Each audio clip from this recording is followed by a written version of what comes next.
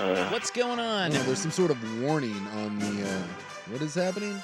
That's the Pat McAfee show. Oh, all right. I actually thought there was something like bad happening because I looked up and there was just a big black screen that said warning. Yeah, it literally says something to the effect of "Don't let us being stooges make you think that this is all about ESPN." Oh, okay. So it's just like what we have at the beginning of the club. It's There's a disclaimer. Yep. Okay. Yeah. I thought we may have had some sort of I don't know, like a school bus ran into a tanker truck or something, and we were getting like a PSA, like a public service announcement. Turns out it's just Pat McAfee. All right. Well, what would they be warning you about? I don't know. I mean, look, but if warning renegade school buses everywhere. well, maybe there was some sort of toxic. If you're not paying attention and you look up and the first thing you see is a big black screen that says warning and nothing else is happening on it, yeah, there's a little like whoa. Warning itself should get your attention. If you want to get someone's attention, warning is a great way to start. Well, it certainly got yours. It did. Threw me for a loop. So, All you had to be warned about was that they cuss a little bit and they're kind of squirrely on that show. Okay. So be careful. Like, hey, Put away the kids. We're edgy. If you think Stephen A is edgy, here we go. But he's out there with old Nick Saban. All right. Mm-hmm. So I'm ready to not be warned anymore. I've calmed down. Mm-hmm. So sports? No. No. Not right now. We're not ready to sports yet. Well, we could baseball if you'd like. Yeah, I'm okay. Your team is in the thick of a pennant race, and you're just okay. And you host a 4-hour radio show daily, and you don't want to talk about I'm them? more interested in Camas football right now. I'm interested in Banks football. Dusty told me they have a black guy. In Banks? Yeah. Get right the hell On out of their town. team. Hey, congratulations. That's Isn't that exciting. Hey, that's exciting. And that is why I favor them tonight over Seaside. Oh, is that the big tilt? Is that in Banks or is that in Seaside? Does it matter? I think it does matter, right? I mean, I don't think it does. What's Seaside? Are they the goals? yeah, they are the goals. So you got Dusty does Battle cut, of Mascots, Braves versus Goals. You got to take the Braves. Dusty does have to cut out of here early quite a bunch because of big high school football responsibilities. You know, you just bring up something that needs to be addressed here live on the program. Mm-hmm. Dusty Hara is 1 foot in, 1 foot out. He's got a lot of things going on. He's becoming the new Jason Swigard. That is a football man right yeah, there. it is. So he coaches at Banks. Uh-huh. I don't know what he coaches, but he coaches. I think he coaches receivers. He at does Banks. coach the receivers. Okay. Yeah. They got like every one of their coaches is like a former player. They've assembled a super staff. And Dusty's a former player? Yeah. Okay. Look at you Well, throwing shade. Well, look, I mean, Southern Utah, or not can Southern I Utah. say I'm a former player because Southern Oregon? You did recover a fumble once. I did. Yeah. So does that mean I'm a former player and I have that pedigree, or? I mean, I don't know at what level you want to say you're the former Well, player. this is my question. Well- what level do you have to get to be called a former player? You have to be and have gotten to college to call yourself a former player. former player. And because I don't think of him as a any former schmo player. who played second string varsity can say I'm a former player. No, you're not. Right. So it's got to be college. Listen, which Dusty played. I love Dusty, Yeah. but I don't think of him as a former Okay. football player. Well, their head coach is a former Duck. he's a short white guy. Their offensive. Now his dad was a coach. His dad was a coach. That I now think that his dad played at Oregon too. okay. Yeah, Yeah, his dad, I believe, backed up Bobby Moore. something of like Otter that. Shot. Yeah. Yeah, he was. This was back in the day of white running backs. Mhm. You know. Isn't it wild to listen? I'm going to be nice to the old guys, Oh, but boy. we all know that guy. You are coming in hot today, Well, cutting people no. at the knees. We all know that the guy who's like, yeah, I played on the 1956. Yeah. You know, but and then you're like, wait, you? And it's like Nick Saban size guy. Yeah. You know, We'll say white guy. Yeah, it was Because different. Andy Hara, Yeah. Dusty's dad, he is not a big dude. No, he's a small man. So it's always, But back, yeah, there. Well, look, you know what I mean? there Different time. There is something like again. Now I'm gonna throw some serious shade. At one Listen, point, I don't think shade is being thrown. What we're doing is we're speaking the truth here. well, Let's get to the bottom of this. Is Dusty Hara leaving the fan? You're speaking Japanese. Is he leaving the fan? Is he going for to be Banks football, For football? No, he's the Ducks. He has to be. You know what time he has to be at the game tomorrow? Early. I do not. 7 a.m. It's early. Well, but Can I here's- ask why? Because our show starts at 8. Yeah, Okay, but why does he have to be there at 7? Preparation? yeah. You can't. He's just, on the morning show. Yeah, he's Yeah. on the Ducks game day pregame show, Yeah. and then he also has his sideline So if- in-game Yeah, responsibilities. if the show's at 8, he can't He show can't up just show at up at 8. 7. It's not radio. Why He not? can't show up at 7:52. Well, it is radio. There's things What the hell is happening There's right now? things happening. Got to test some microphones, some equipment. Yeah. See, here's the thing. Like, Where do you guys do that show? I don't know. I don't go down there for that. Oh, I'm you're here. here? I'm here for the post-game show. Oh, okay. Listen, I feel like Dusty's 1 foot in, 1 foot out, and he needs to be called out on it. I want the fan guys to be 100% committed to the fan. but that's the problem is he's the new Jason Swigart. Jason Swigart has like 19 different jobs. He's here. He's producing. He does well, the they golf. don't pay him. He does the anything. golf show. He's doing UP. He's the voice of the Hillsboro Hops. Yeah. Dusty Odyssey railroads him though. Dusty I is don't blame him. becoming the new Jason Swigart. Yeah, but Dusty makes more than Swigart. I'm assuming. I mean, I don't know. You know that? I would hope he does. Oh. If he doesn't, then I can't say a thing. I So don't know what get to on tell out you. of here, fella. Go do your sidelines. But Dusty is now like the guy who does the halftime Dan Lanning interview. He does. Yeah, Yeah. on the radio. And they go down to him on the sideline during the game. What can you see on the bench? Yeah. What's Dusty's Yeah. on the. I believe Dusty's on the plane. Like when they're flying to play, Indiana or Maryland or wherever the hell. I believe Dusty's with the team. he's the third man on the call. Yeah. He's becoming Mr. Duck. I'm seeing Dylan Gabriel holding his hand over here, guys. I'm going to try to get more information. I'll send it back to you for now. That is what Dusty does. Yeah. You know why? Because he's a football man. Despite what you think, he's a football man. Well, I didn't say he wasn't a football man. I know he's a football man. You're I just said, concerned he won't be an Odyssey man. Yeah, he's kind of not the fan. He's half the fan man now. Yeah. Fan-ish man. I don't know. If I'm Danny, I'm concerned. See, going back to it, when you mentioned that Dusty's dad played at Oregon, but it was back in the day. Well, you mentioned that, but okay. Well, yes. Yeah. And then you were like, yeah, he played, but it was the one that I ultimately think about was Mike Riley. See, Mike, coming back because Mike Riley, and then we squirreled away. Mike Riley, yes, that Mike Riley at one point was a defensive back Yeah. So was Saban. at Alabama. Yeah. Mike Riley. If you want to know what 1971 football was all about, realize that Mike Riley once patrolled the secondary for Alabama. No offense to Mike Riley, that wouldn't happen today. We've evolved beyond that. It's a different day. It's a different game. But you chose violence today. You're in a mood. You came out swinging. I just want the best for Dusty, I understand. and I want the best for the fan. Is it because of the Royals? Are you squirrely about the Royals? I mean, it's like They're doing great. Yeah. Why would I be squirrely I about don't them? know, man. My You God, they're just- you finally just- good. You feel like you're in a mood right now. There's something. I don't know.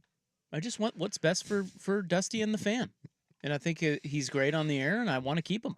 All right. Well, that's I'm scared. good. I'm scared. That's what it is. It's fear. Fear is manifesting itself at this point. It's fear. Okay. Someone saying Mike Riley or Mika Fitzpatrick. Who you got? Well, probably Minka. I don't know, man. Riley back in the day, you know what? Because he was a white corner, so we'd have to hear about how cerebral he was. Was Dabo also a white DB for Alabama? I think so. I think they all were. I think Yeah. Dabo, So was Kirby. And Kirby was too. He was a DB too. except Kirby was actually Dabo. I think might have been a receiver. You might want to look into that. But he played at Bama. Kirby was a safety. So he wasn't a corner. He was a safety, and that's weird because his was at least in somewhat modern football. What was Lanning?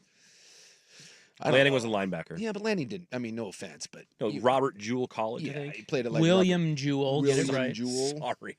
You should know. Kirby was actually, if I'm not mistaken, I think Kirby might have been a first or second team All SEC guy. Kirby actually was a real player. And you're right on Swinney. He was a wide receiver. Yeah, he was a wide receiver. Is it Swinney or Sweeney? I thought Well, it's It's spelled spelled Sweeney. Sweeney. I think they say Sweeney, though, Yeah, don't they? I think it's Sweeney. I Yeah. don't know. I That just, bo- that I just bothers say me. douche. Now, did I get a hint What? of Huh? poo-pooing Dan Lanning being a linebacker there? Because he only played at William Jewell? Well, this goes back to your thing that you were trying to poo-poo Danny, or God bless America. There's too many D's going on. Well, I right know now. Danny didn't play. About Dusty at Southern Oregon. Yeah. What's the difference? Well, look, William Jewell, Wait, is that better than Sock? Is that what you're saying? Or worse? better than Sock. Southern Oregon. Oh, They're SOU, I was- SOC. I was- Southern, It's Southern Oregon, Oregon College, right? Southern Isn't it? Oregon University. I thought they called it SOC. Oh, I don't know. University You threw me, U. when you threw out Yeah. sock, boy, this has been a weird opening segment. So who is Okay, knowing nothing about William Jewell, and I mean nothing, then yes, in my very naive opinion, Southern Oregon greater than Okay. William Jewell. So you're saying that Dan Lanning didn't play football? He did play football. He just played low-level football. Okay. Look, I'm not trying to. All right. And Dusty's low-level football as well, or not? He played higher level than William. Well, it's all a sliding scale. I just remember once, PLU is a fine school, right? Pacific Lutheran University. That's a fine program, and they have a nice football team up there. I remember going up once and watching them practice. They stopped for like birthday cake. You want to venture a then, like, guess? When I was talking to, we remember who was the quarterback that used to, he played at Linfield.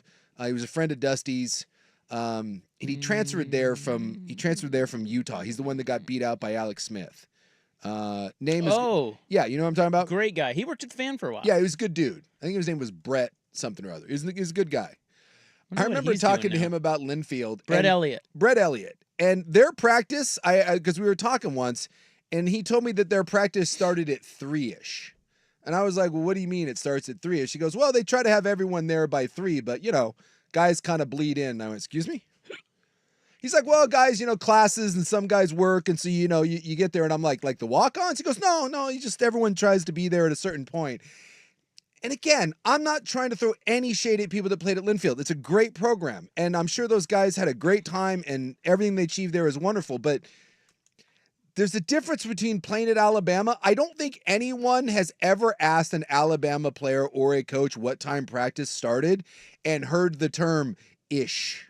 There wasn't one of those, hey, Coach Saban, gonna be a little late to practice today. Got a chem lab that I gotta deal with, but don't worry.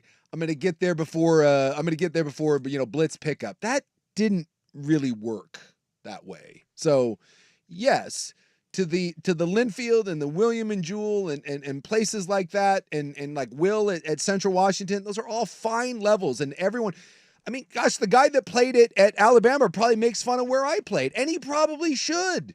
There's levels to this thing, but you reach a certain point and you kind of look at some of the others and it's not quite the same. Just isn't. So William Jewell is Division II. Okay. Okay, of the Great Lakes Valley Conference. Have you seen their enrollment? No, You want to guess? 2, Lower. 1. Lower. Well, there's no one there. There's 853 students. Wow. So, I mean, How many are at? And by the way, the SOC. It used to be called SOC, okay. Southern Oregon College. And there's Yeah. 5,000 at Southern Oregon. It's now Southern Oregon University because they're so big and booming, apparently. Or, excuse me, 6,000 with graduate students. So Southern Oregon, what are they? Are they? They used to be NAIA, I think, but I don't know what they are anymore.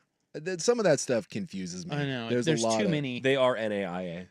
Is that okay? So is NAIA better or worse than Division II? I think that's worse. I think Beats that's me. worse. Okay, well then William Jewell. There's Is better than- 842 kids. You can't have your football team making up like 1/8 4% of your of the school. university. No offense, but I'm pretty sure I could go start at center right now at William and Jewell. Right, 46 years old with 11 surgeries. I promise you, I am the starting center at William and Jewell right now, and that should not be a thing. So the way I understand it is the NCAA has Division I and Division II. Yes. NAIA is not even the NCAA. Yeah, It's it's- the next level down. Yeah. Therefore, We're saying William and Jewell greater than. it's William Jewell. And yes, greater than SOC. SOU. Sorry, Coach, got to finish my shift at Culver's. That's all I'm saying. Culver's. Yeah, you can't. That's a real thing. I asked him what time practice started, and he told me 3-ish. And immediately, it's all I needed to know. 3-ish. So, as I said, I played at Portland State. Honestly, I'm a little embarrassed about it. Again, Why? you shouldn't be. That's Division 1 double. They used to call it 1 AA. They're in the Big Sky. Well, I know, but they Yeah. used to call that 1 AA. Yes. Now it's FCS. Yeah, they changed it. So Division 1 has FBS and Yes. FCS. FCS. Division 2 just has a bunch of crap, Yeah. apparently. And then NAIA has, a bunch of schools and stuff. Oh, and then there's someone said there's still Division 3, then NAIA. Right? Yes, so it's not even Yeah, it's a whole close. It's a whole thing. Division 3. I don't know. There's a I'm going to start covering Division 3 football on the show. Well, like I've had this one. Some people are like, "Hey, I want to go on and play." And here's my thing to literally every high school kid. If you want to go play college football, I promise you can go play college football. There is a place that if you give them a check, will let you go play football. You're not going to enjoy it. And most of those people, they go someplace and then like a month into it, they're like, "Oh my God, this is the worst thing ever." And then you're out. But, you can say that you played college football. So Division 3 is Linfield. Okay, that's and, Linfield. and Willamette and Yeah. George Fox. And by the way, Brett Elliott is the offensive coordinator at Linfield right now. Yeah, see, there you go. God, that I football. wonder if they still start practice at 3-ish. Do you think he has a side job at Culver's? 3-ish. Guys, we're stopping practice. We're having birthday cake. That's a real thing. PLU. So William Jewell plays in the Great Lakes Valley Conference, Yeah. and they compete amongst other schools against Drury University, Lewis University, McKendree University, Quincy University, Rockhurst. Do you know Rockhurst? Yeah, Rockhurst is Kansas City. Yeah. Yeah, I mean, Upper Listen, Iowa University. I'm kind of with Suk on one thing. It sure seems like William Jewell should be way, way down there. Like, especially after hearing that list of what? Do you Who? think you'll ask Coach Lanning if William Jewell football is a joke? No, I don't. I don't at all. That's probably not, But here's the thing. I think he understands. So he's a former player. He knows. He knows. So if you go and play college football, Yeah. you are a former player at any level. Evidently. Okay. I think that's what That's what it that's took what us we that learned here. long to establish that. And that at one point Mike Thank you. Riley Thank you so roamed much. the secondary for the freaking Crimson Tide. Yeah. It's a good start to a football Friday. Who do you think was the better power rank the football player? Mike Riley, Kirby Smart, Nick Saban, Andy Hara. Kirby Smart was good. He was? Yeah, he was an all SEC guy. Wow. Yeah, Kirby Smart was actually a real football player at Georgia. So Kirby #1, and I think everyone else was probably about the same. Well, that's a punt. It's not a punt. I'll go Kirby, then I'm going Riley because he played at Bama. I think Saban was Kent State, and then I'm going Andy Hara. Wow, last place, huh? Sorry. Andy. I love Andy. You know what? I'm flipping that. Screw you, Nick Saban. I'm taking Andy Hara and then Nick Saban. Because he played at Oregon. Oregon's better than Kent State back in the day. What am I thinking? All right, well, Joey Harrington's going to join us live today at 5:30. You can ask him about low-level football. Well, maybe I'll come up with a quiz Yeah. about the structure of college football, There you the go. divisions of football, Yes. and see what he knows. I'd appreciate that. I don't think you would. I would. As a matter of fact, people will be tuning in to hear some hot Civil War talk, and I'm asking him about, hey, who is in the Great Lakes Conference? Let's get in. Let's get into the details. And now I'm learning that Kirby Smart was teammates with Champ Bailey and Heinz Ward. Yeah, they started in the same That's secondary. incredible. So Kirby's only, what's he, 40? I think Kirby's 48. 48? 48. Yeah. Yeah, he played modern football. Modern football. Yes. Yeah, because Riley and those guys didn't. No. Those are the olden days. Four-time member of the SEC Academic Honor Roll. Yeah. The I think Mike Riley played right about the time that Bear Bryant figured out that you should be able to drink water. that you should have African Americans on your team. And then it's like, Mike, sorry, we're I think that moving on. I think that may have happened. And Suk's right. He was first team All SEC as a senior Yeah. and is fourth all time in Georgia history with 13 interceptions. It's a real player. Wow, did not know that about little Tubby Kirby. Yeah, he wasn't. He was in shape. It's weird to see him now, but Yeah, the only thing I remember about Riley telling us, well, we talked to Riley about playing for Bear Bryant many times. We used to have Riley on the show all the time. Yeah. And I remember him saying that, 100 degrees, humid in Alabama, in camp, Mhm. he wouldn't allow them to drink water. And taking off your helmet was a coward's act. Yeah. So Smart move. great coach that Yeah. one. Yeah. All right. Joey, 5:30. In the meantime, we sports hard. We've got to talk about Tua. But an easy one coming up next on the poll. It pertains to the Civil War. Next on the Fan.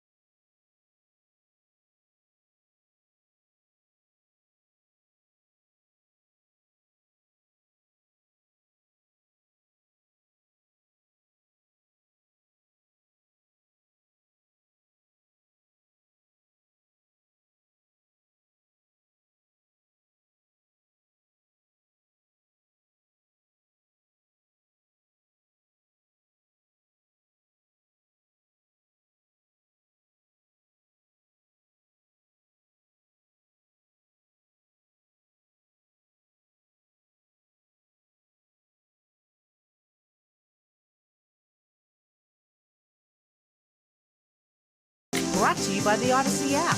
On 1080 The Fan. All right, time for the poll question. It is housed on X at 1080 The Fan. Yesterday we asked you, where should the Pac-12 turn next? We had a combo of options on there for you. Of course, this pertaining to Oregon State and Washington State, adding Colorado State, San Diego State, Boise State, and Fresno State yesterday. 38% of you say they should turn to UNLV and Air Force next. 27% said Memphis and Tulane. 23% said North Dakota State and Wyoming. And then 12% said North Texas and UTSA. Yeah, there's some buzz out there that UNLV is tied to Reno and that they wouldn't be able to go. Or the Memphis Tulane one is interesting because depending on the TV deal, is there enough? They make $9 million out there in the American Athletic Conference. The Pac-12, some people say it's somewhere in that $9, $10, $11 million range. Is that enough to get them out of that conference? Be interested to see where this goes.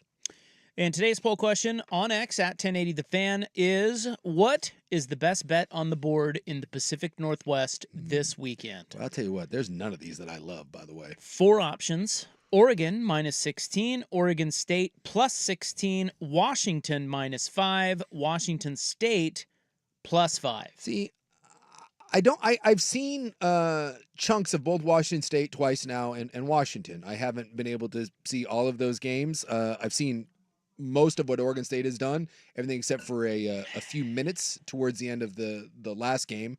And I've seen all of Oregon. I kind of lean, and I don't love any of these. I think I would take the Beavs and the points. That's exactly where I am. You know, the Coug Husky one, I mean, again, from a talent standpoint, UW should be better. Now the UW has looked pretty good.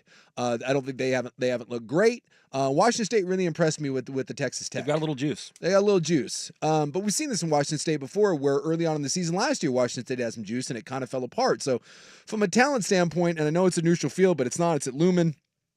I kind of think that Washington will win that game, and that spread is lower.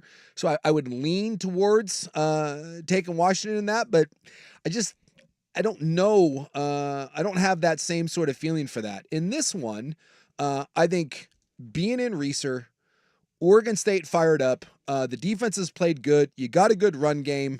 And let's be honest, despite all the talent, Oregon has done nothing in these first 2 games that leads me to believe that they should be 16-point favorites. They didn't cover against Idaho at home. If you favored by 16, and by the way, they were favored a lot more than 16. They certainly didn't cover against Boise State being favored by 16 at home. So why all of a sudden am I giving away 16 points to an Oregon State team that's better than Idaho? And I don't think there's a huge difference between them and Boise State. So I'll take the Beavs and the points on this one. I think Oregon wins. I think their talent wins out because it's by far the most talented team of any of those 4.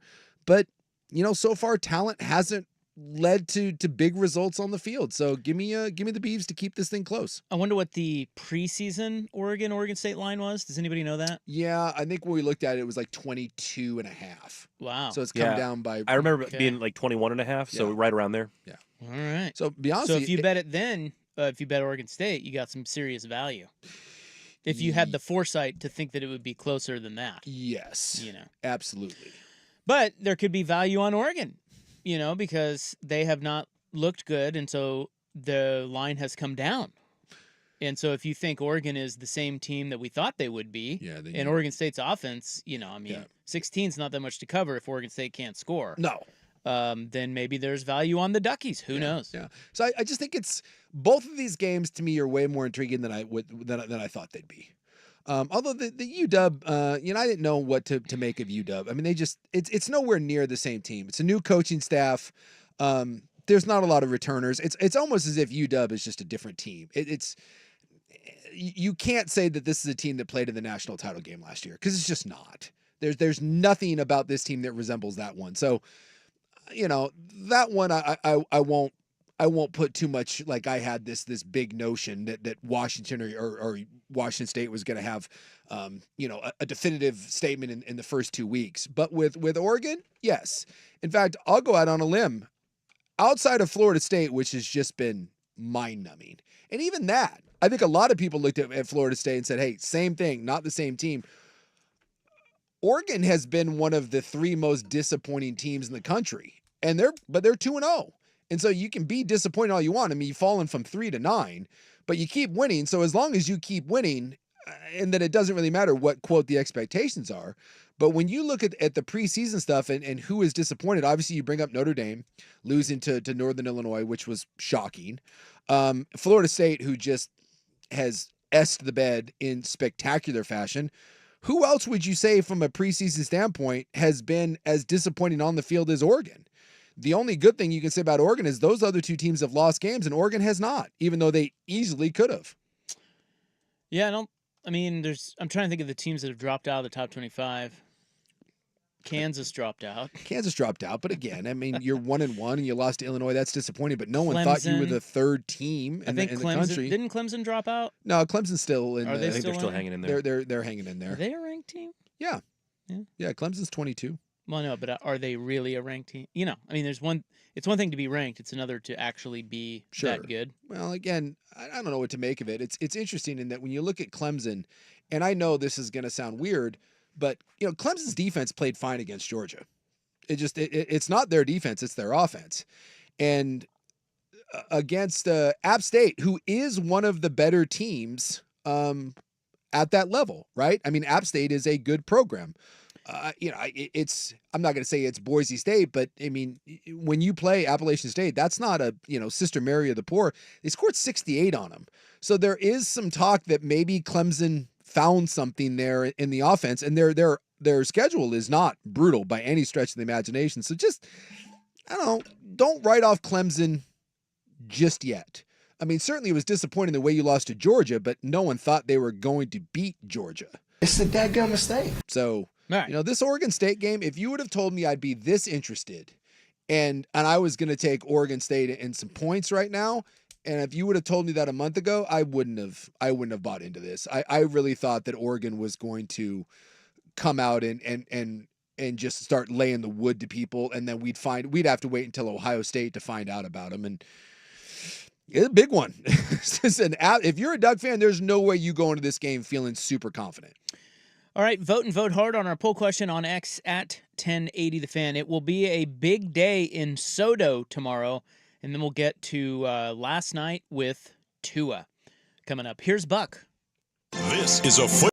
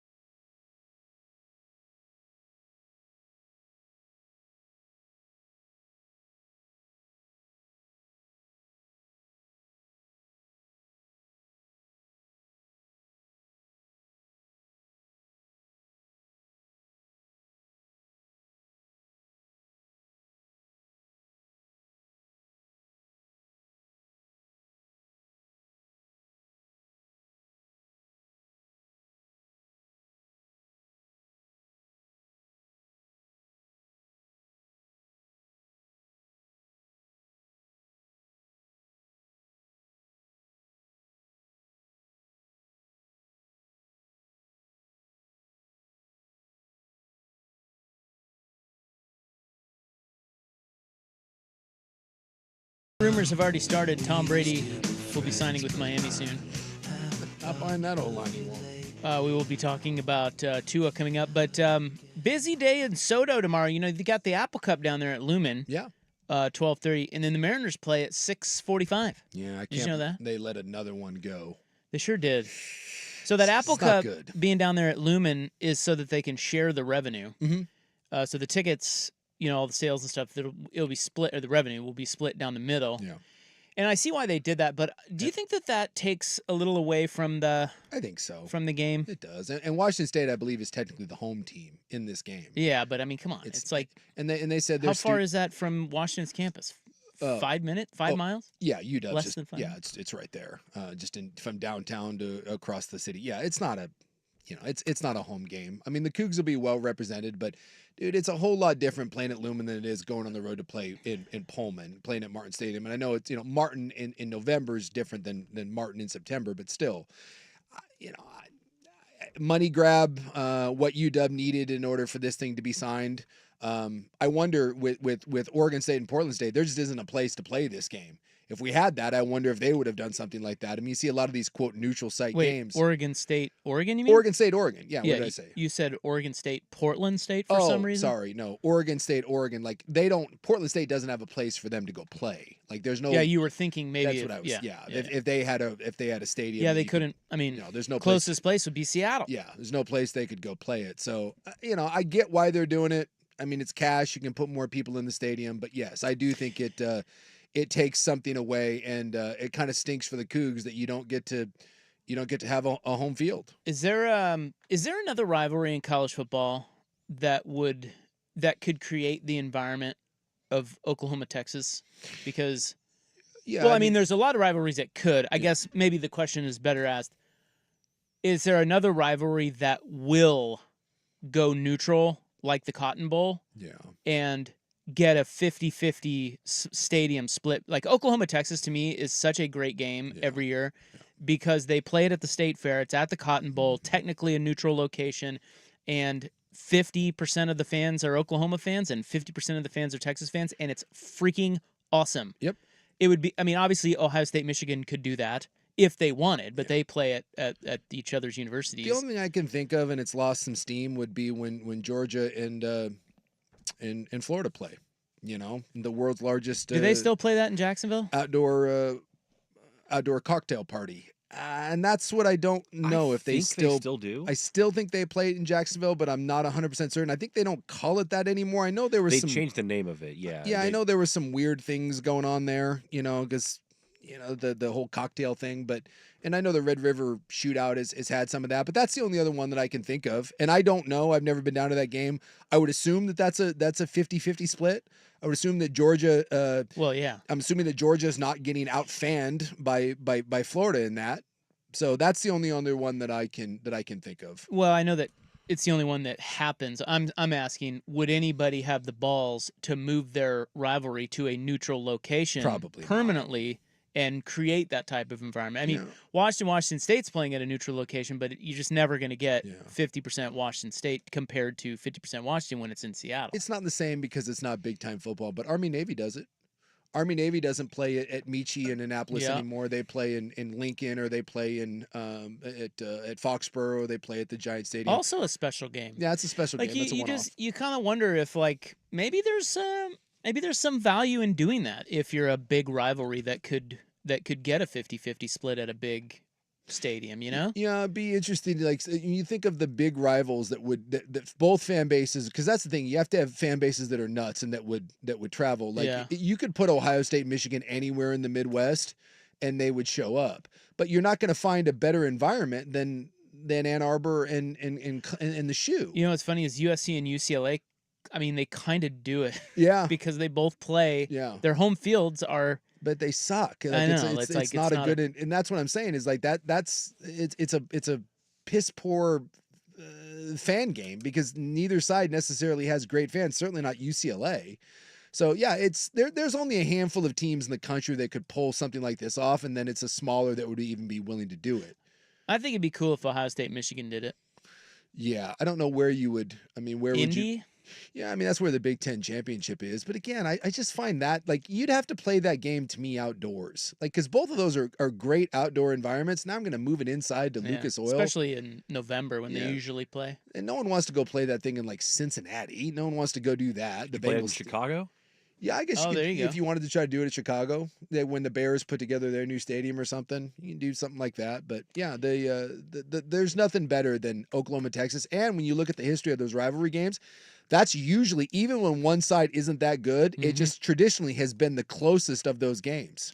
I swear to God, that game's 55-50 every year. Like most of the time, it's within one score. And so that's fantastic. And that's the only downside to like the Civil War and the Apple Cup is traditionally in modern times, it's been a real one-sided affair, which is why the Civil War was so much fun during kind of some of those Riley years, because there were a lot of times that was for a trip to the Rose Bowl for one side, or there was a couple times where both sides had a lot on the line, and those are when it's fun.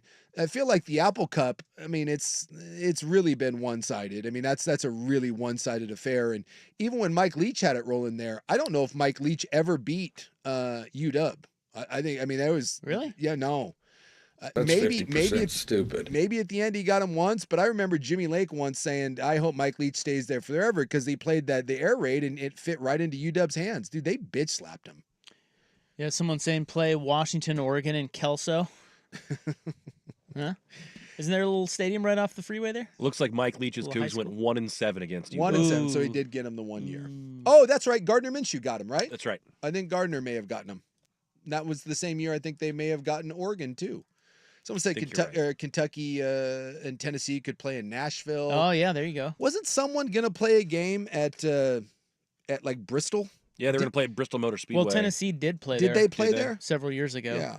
So something like that. I think it'd be kind of cool if somebody did it. But At least we've got now with the Ram Stadium and with the Raiders. At least now we get some of the neutral site games out here. Remember, SC LSU was in Vegas, and even though I mean neutral site, but it's a hell of a lot closer for the USC fans.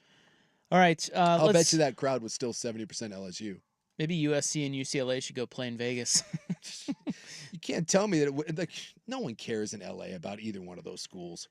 All right, let's get to our NFL Friday fun bag. Is the new Trent Green gonna die? It's Isaac and Suk on the Fan. Oregon Ducks football.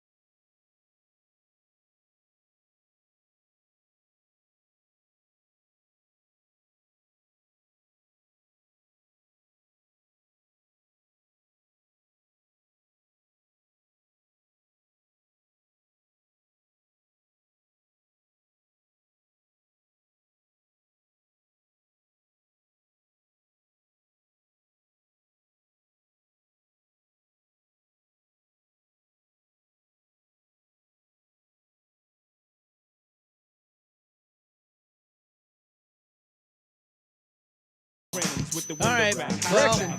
What? Correction. What happened? Mike Leach, that snow game that Gardner Minshew played, yeah, they lost that. Mike Leach won his first Apple Cup and then lost 7 in a row. Oh. So that year with Minshew, where they had the breakout year, that was the Apple Cup snow game. But someone was pointing out, no, they definitely lost that.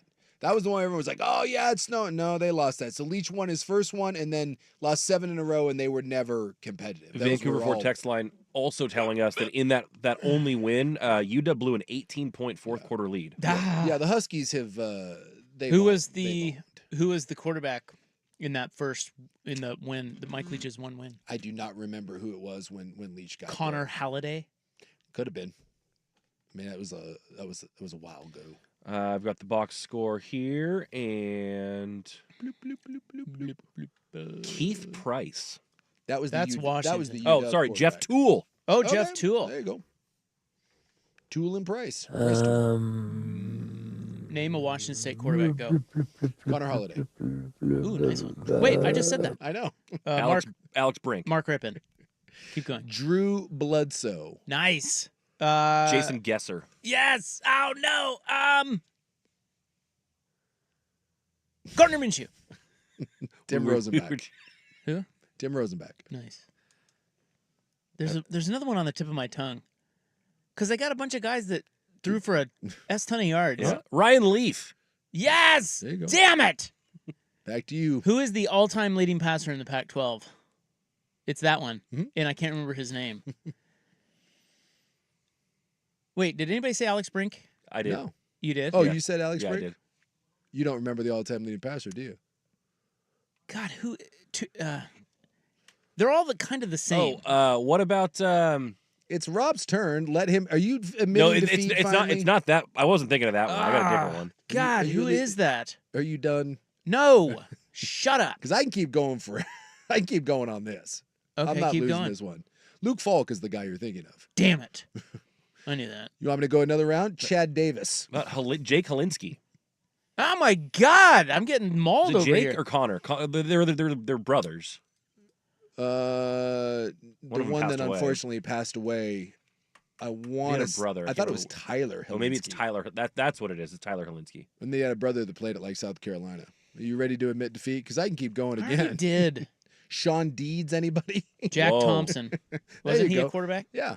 Boom. The throwing Samoan. All right. Well, Tua got another concussion last night. Yeah. And that is now his 4th concussion in 5 years. Well, technically, it's only his 3rd. They don't count the one that we all saw was a No. concussion. They said it was a back injury. No, wait. No. It's his 4th in 5 years if you count one at Alabama. Oh. And then, yes, the one you're talking about was not a concussion, but he basically stumbled off the field. It's a concussion. And they said That it was after a hit a few days before his first concussion in the NFL. So really, he's had 5 concussions in 5 years. Yeah, if you want to. Yeah, I mean, it's. And not only that, but I mean, and I'm no scientist here, but don't they say it's all the other little brain rattling that happens in football is just as bad and cumulative as an actual concussion? There is a lot of science that's starting to believe that yes, like boxers, the repeated blows to the head can be just as dangerous as the bad concussions, and that sometimes the bad concussions, at least you're aware of them, and then you can rest and you can finally or take your time and heal from those, as opposed to the little small ones. Then you get into secondary concussion protocol, and that's the one that's really scary. Is that if you already have a concussion, you get another one. Those are the ones that can be flat out deadly. And there's also the belief that when you get the first one or you get the second one, the other ones come easier and easier and easier. Right. So none of this is good. I mean, this is all bad. There's no way to put it. I mean, we saw Troy Aikman retired, I think, with 4 and 5 years at the end of his career. Steve Young had 8. He ended up having to retire because of his. 8? He had 8 over the course of his The career. last one Jesus. snap he ever played was Aeneas Williams hitting him. Yep. So I How mean, many did Trent Green have? Because I remember him getting his. He had a bunch. His and, head and rolled. his were really bad. Yeah, and so Trent Green retired from him, and we've seen Sidney Crosby. He doesn't admit how many he's had, but people think in hockey, people think he's had 5 or 6, and he took an entire year off of hockey basically because he was battling symptoms. I mean, look, this is part of. I mean, this is part of it. So I just wonder if he's going to play again. Yeah, I mean, I think it's a fair question. I was really bothered by some of the coverage of Why? it. Because it's no one's the armchair quarterbacks. Let me just say like this: what he should do. if you're telling Tua what to do, or the people that are calling, I'm talking about national media members saying the NFL shouldn't let him play. First off, kiss my rosy ass. That has nothing to do with you. That is between Tua and his doctors and his family. If he comes back in a month and clears concussion protocol and decides that he wants to keep playing, the NFL has no right to keep him off of that field. The pearl clutching that has gone on over this is absolutely asinine to me. The NFL doesn't give two S's.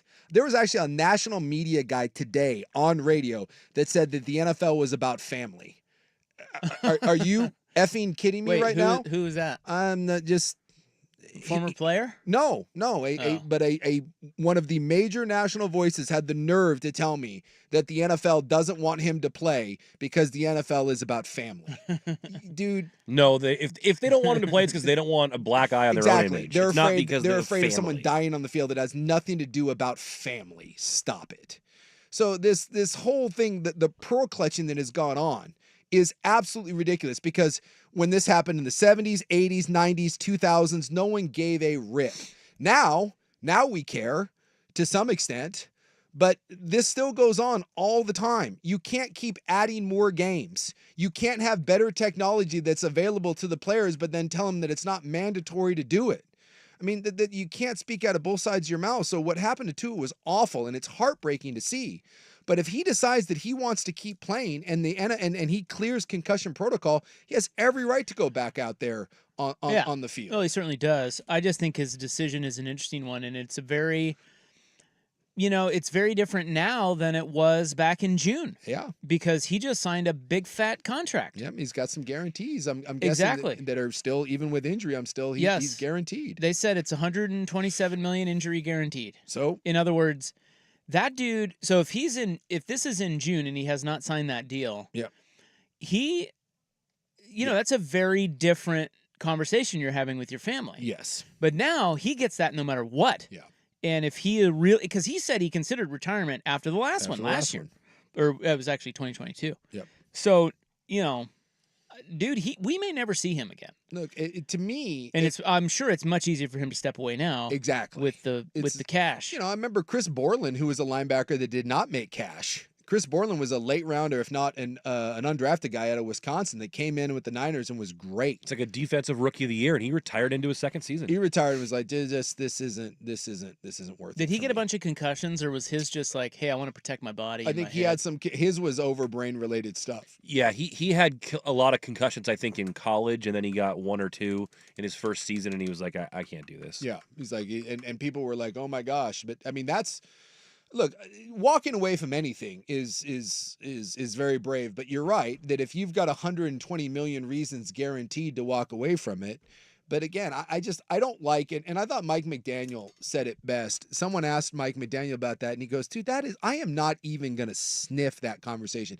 You had a guy who just had his life potentially alterly changed, and now we all have to get up into his business and start telling him what he needs to do, asking his coach whether or not he's ever going to play again. For God's sakes, let the guy get off the field and take a shower and go talk to some people. The Raiders head coach has already said he thinks he should retire. Yeah, exactly. Antonio Pierce has weighed in. Yeah, that just, I don't know. I just think some of that is very disingenuous. I think it's very Johnny-come-lately. With this whole thing now, where we're like, oh well, it's concussions and it's the worst thing ever. Look, welcome to the world of football. This is a violent sport, and everyone chooses to sign up for it and play it. And at least now, versus that years ago, and like I played 20 plus years ago. I was knocked unconscious in a football game. They put me back in it. I was knocked unconscious at Florida State, and I finished that game. So it's gotten better from that, and we have more. He will not step foot on the field again until a series of doctors have looked at him and they're like, hey, you're okay. And maybe that never happens. And if that's the case, then by all means, you step away, you do what's best for you. But this weird sort of freak out nowadays that we have concussions. We watch this game every single week, and there are guys getting concussions every single week. Maybe not to this extent. I mean, he's got the fencing posture where the hand goes numb, and it's shocking, right? It's this really like, oh my God, look at this. But when we see that now we get this flood of, oh, there's no possible way he can continue. Yeah, there is. There is a way he can continue. And I would say for me, hopefully he doesn't.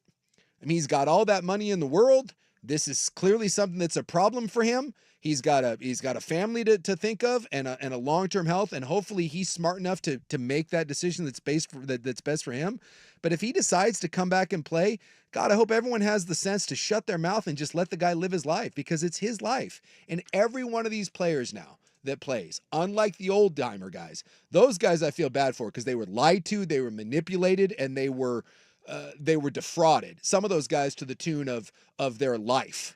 And at least these guys that are playing now, every bit of information that is out there, I can't believe he's not wearing the Guardian cap. Stunning to me that with all of his history that he's not wearing that. But again, his choice. It's not mandatory because God forbid the NFL makes it mandatory if it's family and they care so much. But everyone knows going in what this is. Just like DeMar Hamlin knows about it, Tua knows about it, all those guys, you know what the risks are. And if you decide, like UFC's got a big fight coming up this weekend. People die in the boxing ring all the time. That happens, and yet we still let them do it because it's their. Mike Tyson's like 59 years old. That old ass is getting ready to get into a ring. That should be outlawed, but it's not. It's his personal choice. Yeah, certainly his personal choice. It's just going to be an interesting one to see what he does and how he views it. Yeah. You know? I mean, that's a lot of concussions, man. It is. It's also a lot of money. It's scary. Yeah, and you're right. It is scary. He's now sitting on a pile of cash. I'm assuming that he is sitting down and having a long conversation with family, with loved ones, and with his team, all of the doctor.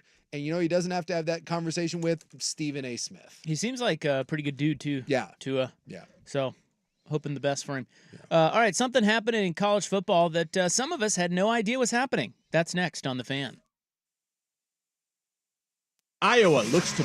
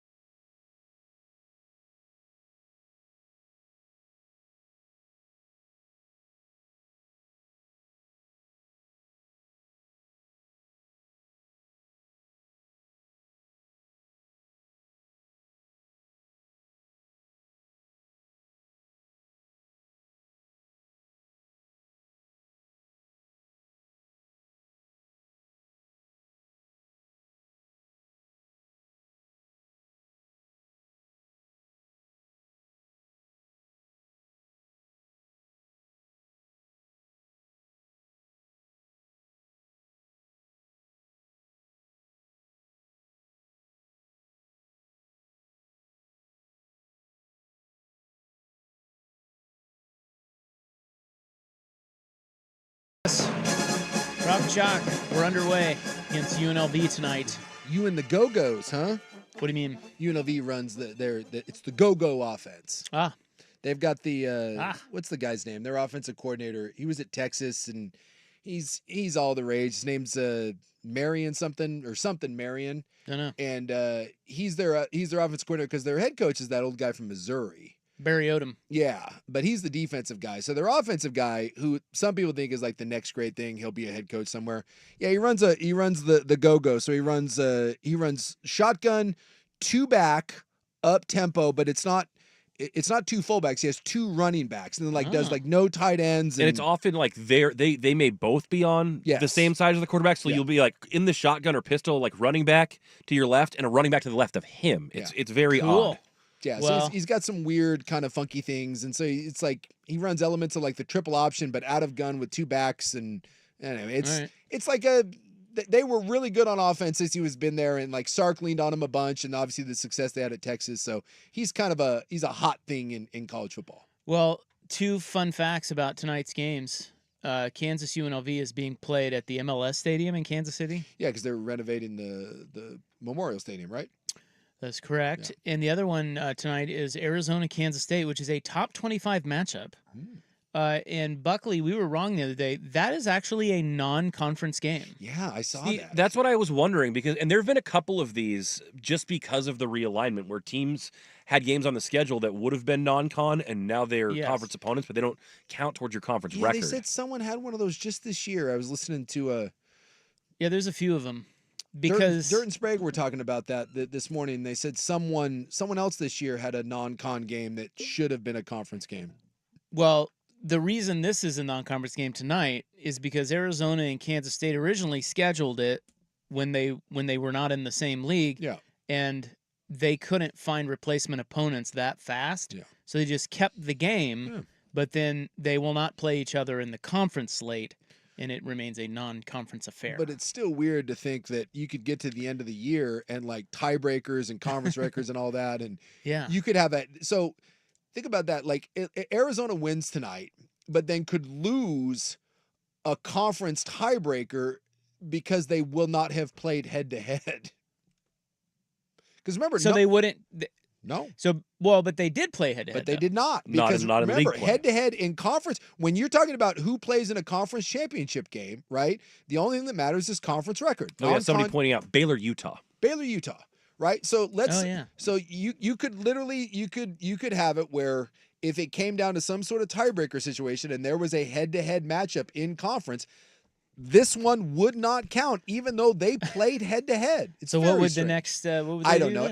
Some of these places now, because there's no longer divisions, right? They just take the 2 best teams. Some of the tiebreakers are really convoluted and can go down to like 6 and 7 different things. So I don't exactly know what the Big 12's tiebreakers are, but a lot of times there will be a head to head component to it. And they will have played head-to-head, but the head-to-head component will not come into play when it comes to a Big 12 title game. Well, I'll tell you what, that's a pretty good little game tonight. Yeah, absolutely. Kansas State, Arizona. Yeah. And then tomorrow, Oregon State's probably a top 3 game, and we do get Alabama, Wisconsin. That's the biggest one. That'll be fun. It's kind of a soft. Yeah, it's soft week. But Oregon State probably drawing some interest. And then, if you care about Boston College, Missouri, that's a top 25 matchup. Yeah, 24 tomorrow. BC and Missouri. How about Missouri being 6th? Yeah, they look pretty good. I'm telling you, that coach is legit down there. Tulane, Oklahoma, I'll pay a little attention to. Tulane's kind of fun. Other than that, you're right. There's not a lot. There's not a lot. It's pretty soft. So something is happening in college football that some of us had no idea. Did you see that last night South Alabama beat Northwestern State 87-10? Yeah, and they did they chopped some time off of the game. Yeah. I didn't know, by the way, that was a thing you could do. Okay, so you're with me then. Didn't know. I think it happened once last year, didn't it? Well, they're saying that's already happened 3 times this season. I was aware of it happening before. I didn't know it had happened this year. So what happened was South Alabama was beating the brakes off of Northwestern State. The final was at 87-10. This was just last night. Yep. And it was so bad that the coaches of both teams agreed to shorten the fourth quarter by 6 minutes. Yes. So the reason this is a story is because it resulted in only 54 minutes of play. Which Vegas thinks and most sports books make you play, or they require 55 minutes for action to be considered valid. So if you had South Alabama over Northwestern State, you do not win. No. Or if you had the over. Because in that game. the over-under they paid. Oh, they still pay that. So yeah, it says DraftKings house rules state there must be 5 minutes or less of scheduled game time left for bets to have action unless the specific market outcome is already unconditionally determined. So that because the over would have already hit. The last part is crucial, as over-under bets on the total, in this case 59.5, can be deemed unconditional. In other words, they would have hit regardless of anything that could have happened in the final minutes of the game. So that was already done. So they paid that. But if you had South Alabama, no win for you. No. They also said that this happened in just last week with Georgia and Tennessee Tech. Had no idea. The final score of that game was only 48-3. I mean, it's a nail biter. Yeah, clearly. In that case, the coaches and officials decided to shorten the fourth quarter by 5 minutes. So you can just get together with the other side and arbitrarily come up. But here, I don't. This is the first I've heard of this. See, and that one really surprised. 48-3 isn't that crazy. No, if you it told me it isn't. was 70-3, okay, maybe. But what I don't understand is, so I've said this before. Who was Georgia playing? You said Tennessee. Tennessee Tech. Tennessee Tech. Yeah. So I think these games should be banned. As I've been on, I've played these games in college where we play someone, like we beat a team once like 72-12. Like just, it was so bad, and I felt bad for the other side. And the team stops trying to throw the ball, and it doesn't matter. You still run for a touchdown every third play. They shouldn't play those games. They're stupid. But if you are going to play those, I totally get the idea of like, hey, we got our check, you guys got your win, whatever. But if you're going to cut the game by 5 minutes, why not just cut the fourth quarter? Like what? If I'm on the other side, if I'm Northwestern State, I'm like, wait, you're cutting 6 minutes? Why not just cut the whole thing? Let's just call the game. Call it. Just call it and let me go home. It just seems arbitrary when they decide to pull the coaches together and say enough is enough. I wonder if the coaches do it. I wonder if Kirby goes over to him and is like, look, I'm trying to make this as painless as possible. I got 4 white guys and an Egyptian. Ask him if he's had enough. In my backfield right now. So can we? And the guy's like, yeah. But then why only? The time thing is so weird. So then on August 29th, the other one was August 29th of this year, Arkansas beat Arkansas Pine Bluff 70-0. And they decided to play 10-minute quarters in the second half, which means they only played 50 minutes of football. And it's the same ruling with BetMGM and DraftKings. They did not pay bets. It's just so. Now, I have heard of running clock. I have heard of that. Yeah. Where they just say, hey, in basketball and football, where they're like, dude, we're not, it's just going. Like, I don't care. Guy goes down with a sprained ankle, dude, you just keep winding that clock. We're going. I have never heard of that, ever. And yet, 3 times? It's happening, multiple times. In fairness to us, we're not watching these games. No. Late, especially late when when their team's up by 50. But I didn't see this until last night. People were tweeting about it, and I was, excuse me? Didn't even know you could do it. No. All right, coming up next. Because I was watching the game last night, the Dolphins game, but the Arizona State, Texas State game that we were watching in here during the show, that ended up being a great game. Yeah. Sun Devils nicked them. Go Devils. Yeah, Kenny Dillingham. Coming up next, this coach did what? College football audio on the Fan.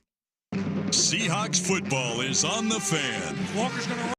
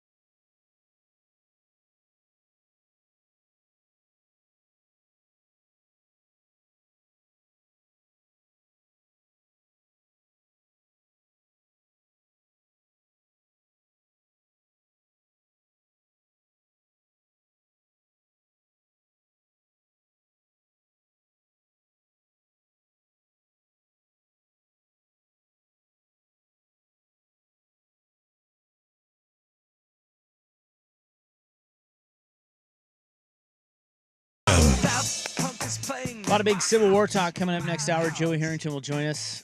Thomas Hammock is the head coach at Northern Illinois. Northern Illinois, NIU. Mm-hmm. Did you see what he did after the game against Notre Dame?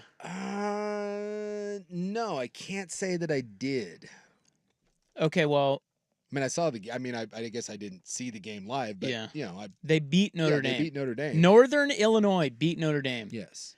And after the game, the head coach of Northern Illinois, Thomas Hammock, offered to help the head coach of Notre Dame, Marcus Freeman, by telling him what he saw on film that he was able to exploit. Oh, that's actually pretty cool. Here is Hammock talking about that on the Fan. I mean, he has taken me up on it, and we've talked on the phone a couple times and exchanged text messages. It was my first time meeting him. Obviously, I have a lot of respect for him as a head coach.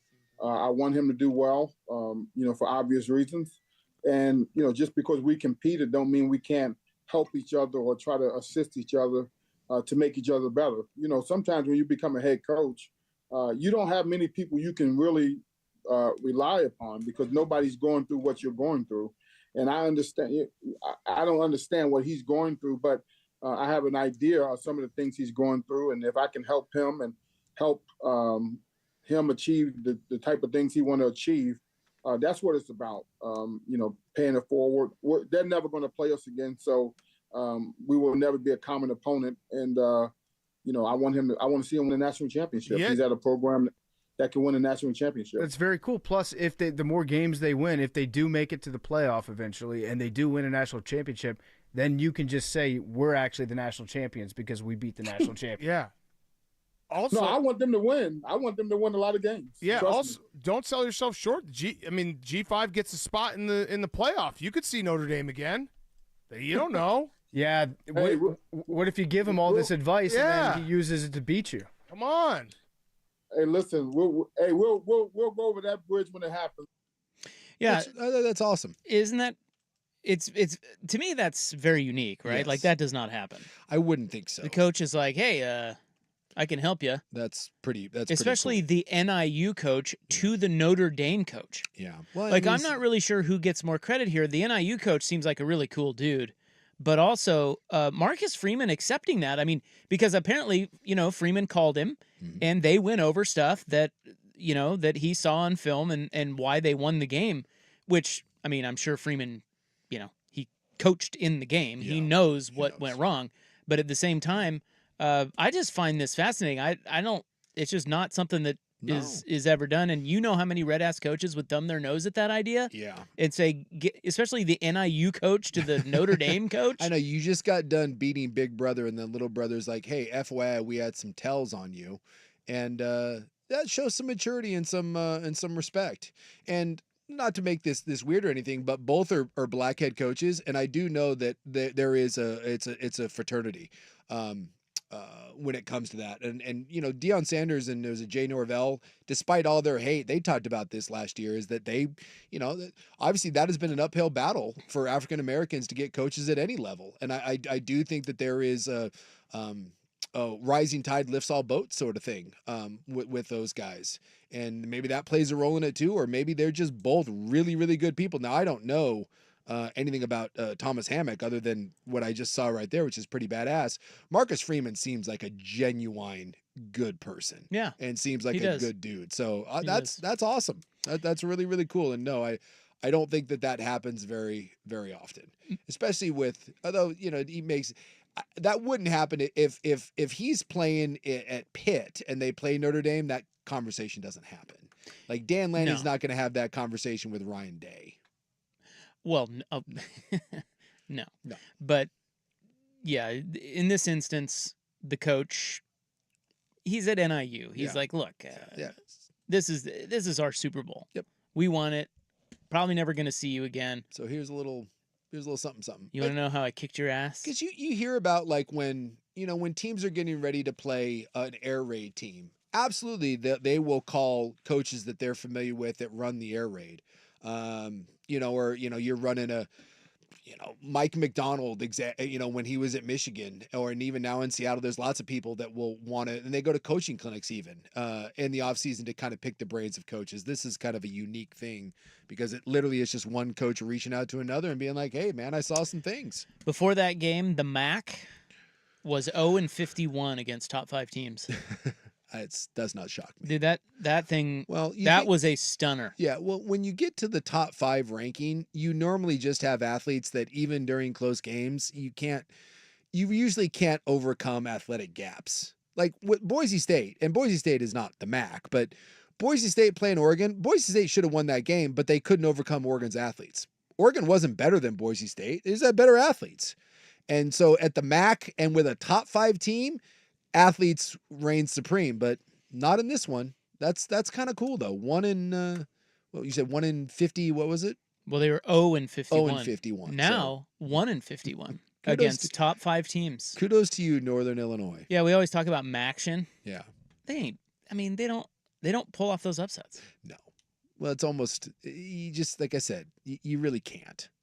Like, as much as we want to believe in the scrappy little underdogs, like this happens in basketball, normally in football, even when the young scrappy team is like in there fighting, you just eventually get to the point where you turn around and hand the ball and let your offensive line just plow through. And that's usually something that the smaller team can't do for 4 quarters. They just wear down. All right, let's move on to In the News. Would you pay $54? Yes. For unlimited Bloody Marys? Oh, no, I hate Bloody Marys. Okay, is there a drink that you would pay $54 for? Yes. Unlimited. Yes. Old fashions, let's go. Unlimited old fashions, $54? That's pretty good. 100%. And let me tell you what. I have a retort to that. If I go to a bar and you have that going on, guess who's winning that exchange? This guy right here. What do you mean? If you're only charging me $54, he's going to get his money worth and not make it very profitable for you. I'm coming out on the positive side of that. All right. That's open bar territory. We'll get to In the News next. Here's Buck. This is a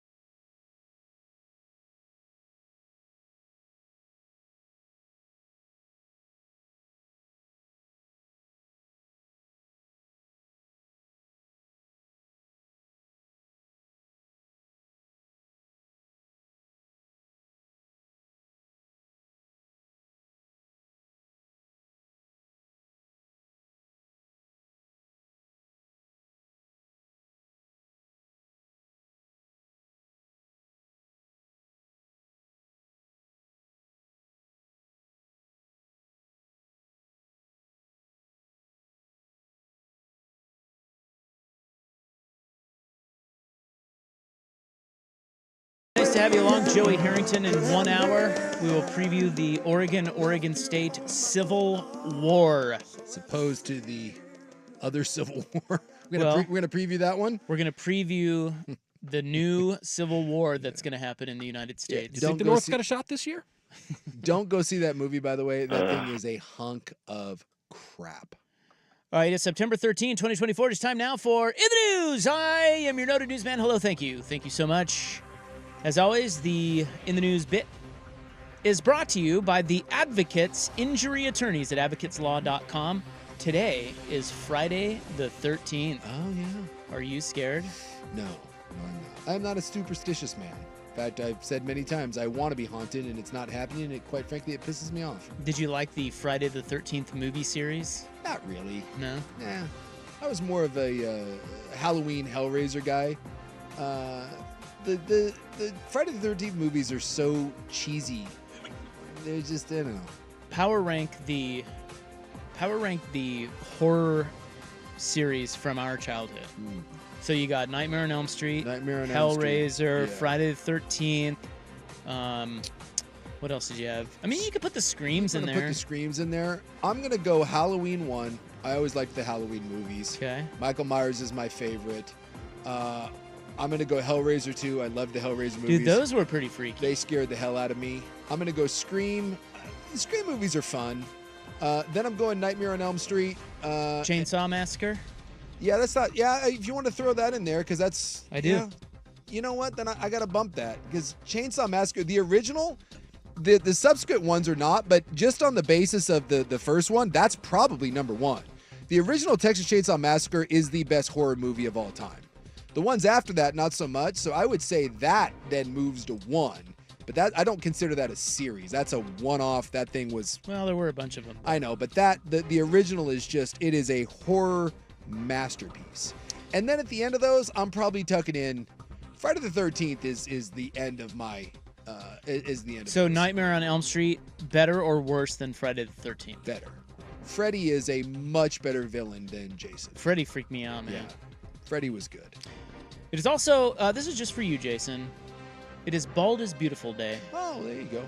Freshly shorn. No. There you go. That's for you. I don't know if it is, but you know. I'm one of those guys that accepts my baldness. I don't bother being bald, but I'm also not one of those guys that's like, man, I love being bald. No. I wish I had kick-ass hair, but it's a little too late for me. Okay, so I was asking you, would you pay $54 for unlimited Bloody Marys? Yes. Except I hate Bloody Mary, so no. Yeah, see, that seems like a lot for me because the Bloody Mary That sucks. I'm like a 1 or 2 and done on I'm the a Bloody Mary. 0. I do not understand. And Well, I enjoy a Bloody Mary, but Bloody Mary is not something you suck down 5 of them. And $54. No, it's like drinking a meal, and it's Yeah. tomato. It's super acidic. Right. this is gross. So they have, the reason I asked you that is because there is something called the Bloody Mary Festival going on tomorrow. I'm aware the BTJ will be there. Oh, she's going. She's got friends. You're not going? She's got. Oh God, no. I gotta go. I'm out of town. I'm driving up north. The BTJ has friends coming into town specifically for this. Really? Yes. Makes Okay. no sense to me. Well, it's because you don't like Bloody Marys. Oh, I mean, they're Bloody just Marys terrible. are good, but But I wouldn't. I mean, I don't know. A Bloody Mary fest. Like I love a Well- White Russian. I don't know if I would go to a White Russian fest. It's about a well, margarita festival. Wait a minute. Hold on. Yeah. The White Russian is just a White Russian. There's Yeah. not a lot you can do with a White Russian. Bite your tongue. It's not. I mean, The it's Lebowski bar in Iceland has 30 different White Russians. really 30. with what? Oh, all kinds Like of stuff. what's? Give me Like, an example. There's ones, and I tried to get through all 30. I failed. I felt very disappointed in myself. They have one with banana liqueur and like all the different flavors of vodka. There's a strawberry one. Wow. They've got mint one. I mean, yeah, there's 30 Okay. different White Russians on I their stand menu. corrected, but the Bloody Mary is a drink you can do a Yeah, lot of yeah, different you things can- with. yeah. So there's a lot of variations of it. But this is going to be at the Red on Salmon, which is an event space on Salmon Street over there in Portland. You pay $54. You get unlimited bloodies, temporary tattoos. I know you like that. Throw a Maybe permanent- BTJ will have a couple. Throw a permanent tattoo in there, and maybe we're talking. And you'll have food and beverage tastes from local companies. I know that Screen Door is one of those that will be there. Ooh, What else? Screen Door makes some delicious stuff. Pine State Biscuits will be there. Yeah, Flat can I Top just- and Salamander. Can I skip the crappy Bloody Mary and just eat the delicious offerings? Oh, I'm sure they take your $54 for you to not drink. Fireside. Yeah, they don't care. You're paying $54. Now, you would pay $54 for unlimited old fashions, you're saying? If you had an old fashioned or a White Russian fest, you'd get me. Because I mean, what's an old fashioned most of the time? $14, kind of standard. Depends on where you are. Depends on where you're at. But let's go 14. Yeah, I'll go $54. I mean, $54 worth of any drink seems like kind of a lot, but yeah, that'd be the number one. Because if I'm going to a place and I'm going to be there for a while, and you give me some foods and nibbles, I'm fine. 54, I'm in. I can make that work. I'm still coming out on top. I'm not really sure how this stuff happens, but a person was rescued Friday morning after his car went over a 50-foot embankment into a river near Sauvie Island. It's a big embankment. Yeah. That's kind of scary. According to Portland Fire and Rescue, water and land-based crews responded after reports that a car had gone over the ledge and was submerged in the water. When they got there, one person was already out of the car in shallow water. There was a dog in the car as well, and that dog was uninjured. Good The Lord. driver was taken safely to a dock using a recreational tube. So everything. So nothing. I mean, it's like everything was nothing. fine? Like, it's like, no oh big deal? darn it! Can you get my car out of the water for me? I got to get to Yeah. Costco. You know, it's like Jesus. Could anything more terrifying happen to someone where nothing happened? It's just all very ho-hum at the end of it. Yeah. It's like- There, I saw a video once on Twitter, and I don't know where they always do the CCTV videos or whatever, and there was a guy. It was in a European country because they had the European license plate, but he rolled his car.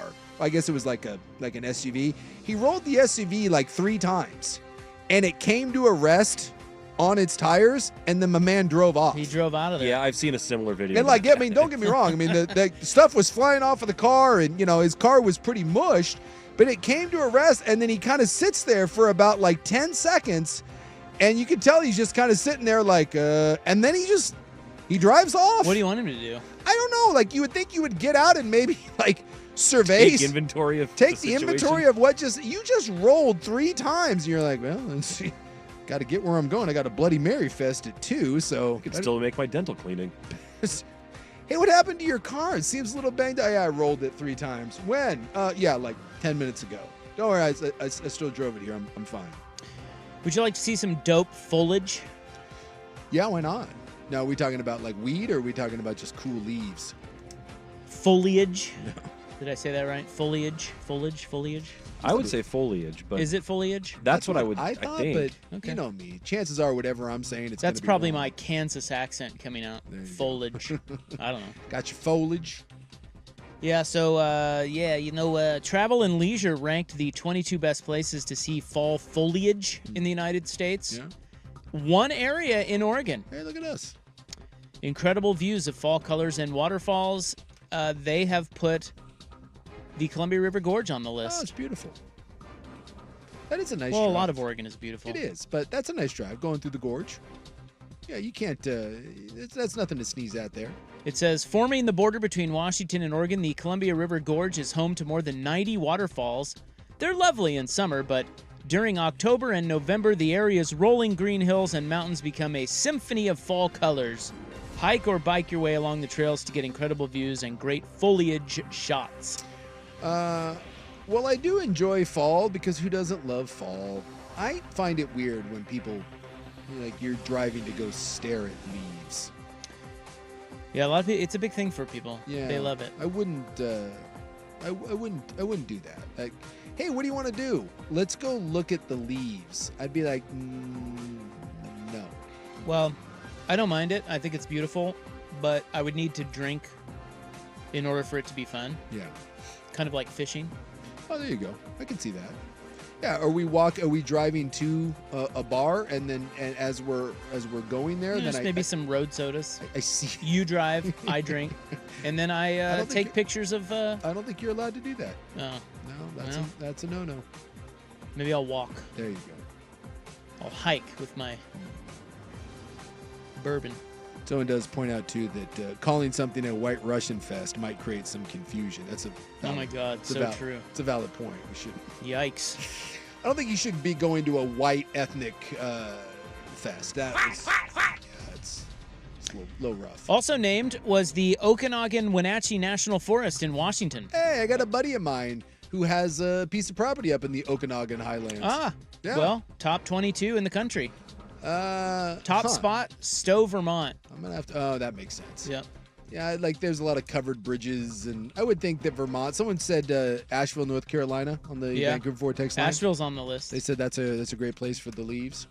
Yeah. You know. You gotta love foliage. It is beautiful. I like when you see the is it the birch trees? The white ones, right?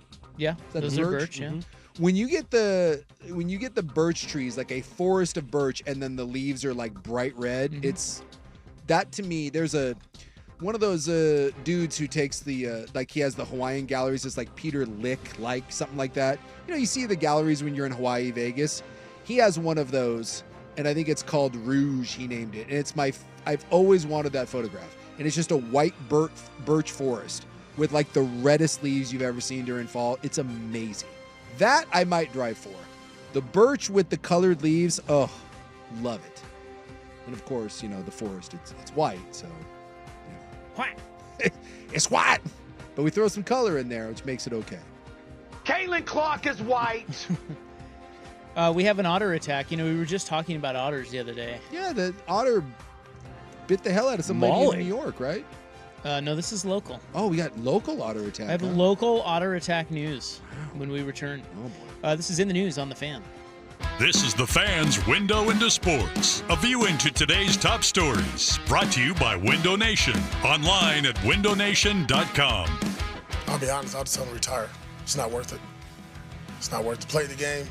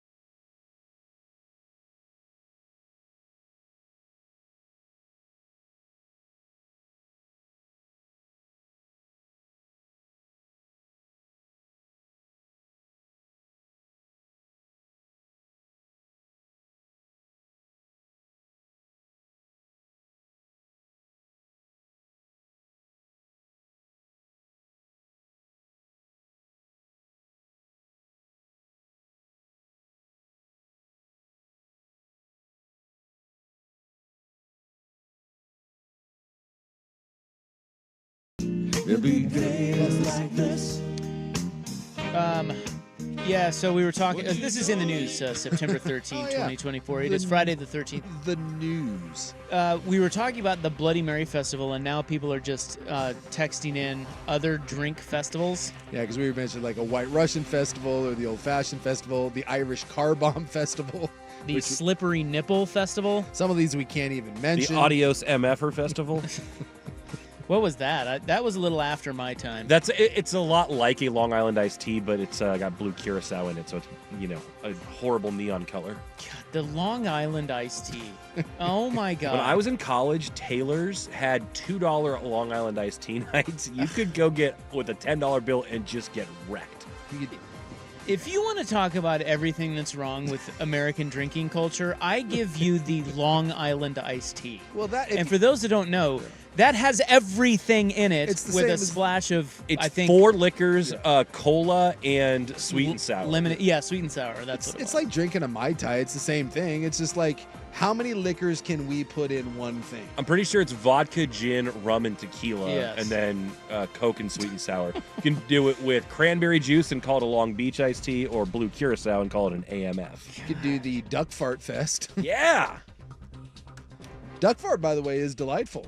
You ever had the old duck fart? What's a duck fart? That's the you got Kahlua, some sort of Irish cream, and whiskey. See, I don't. This whole White Russian cream thing, Yeah, it doesn't work for me. You don't like Bailey's? Bailey's is okay, but only with coffee and maybe one on a cold day. Yeah, because it ends up like the duck fart, you get like layers to it. It's yeah. separates. So I always hated that when people ordered the layered shots. Yeah, so you do the Kahlua and then the cream and then the whiskey usually sits on. Oh, as a bartender, that's got to be the worst, right? Oh, it was the worst.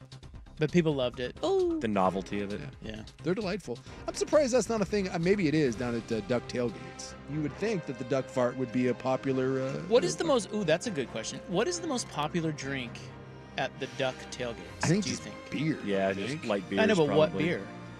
What's hot? Well, Oregon is a Coors Light school, but yeah, I don't know. You really think Coors Light's like in Oregon, where we have all these great craft beers? You don't well, think it's I like think some other IPAs? stuff gets, but in mass, it's hard to take down 12 IPAs. It's not hard to take I down will 12 say Coors. that I go down to one or two Duck games a year, and we always tailgate down there. And as I walk around, I would say that the most handed beer, people just give you beers when I walk. Like, it's usually a Coors Light. That's kind of what I feel too. Yeah, it's usually a Coors. I would say that, and they get different people that do more, fancy tailgates. You'll get, other stuff, but I feel like almost every tailgate you go to is going to have Coors Light. I think that's probably the most represented. What's the most represented cocktail at a By the way, tailgate? also this one too. Probably a Bloody. I see a ton of Modelo now, wherever you go. Oh, yeah? Yeah. In fact, I think Modelo now has replaced Bud Light as the #1 beer in America. Modelo's are everywhere. I think it passed Corona too in terms See a of. lot of Tecate in the cans, the red It should cans. be pub beer, is what it should That's be. right. Cheap fun. I Baby. see that around. I've got otter news, guys. A child was left with minor injuries after being attacked by a river otter in Kitsap County. Oh boy.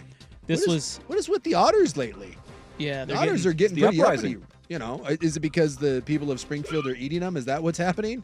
And the otters are having enough of this? Well, you know what they're doing in Springfield now, right? You see the new thing? What are they doing? They're stealing geese. Oh, so we moved on from the pets. Well, Is that better or worse? I think it's better, right? Probably better. What about some pigeons? Can we go down to they're eating the seagulls. What was I telling you? Oh, yeah. This was at the Bremerton Marina dock, 9:30 a.m. yesterday. An otter pulled the child into the water. Uh-oh. Oh, man, this otter's metal. Officials said the mother lifted the child from the water when they resurfaced a few moments later, but the otter bit the child's arm. She suffered scratches and bites to the top of her head, face, and legs. Oh my gosh, I didn't.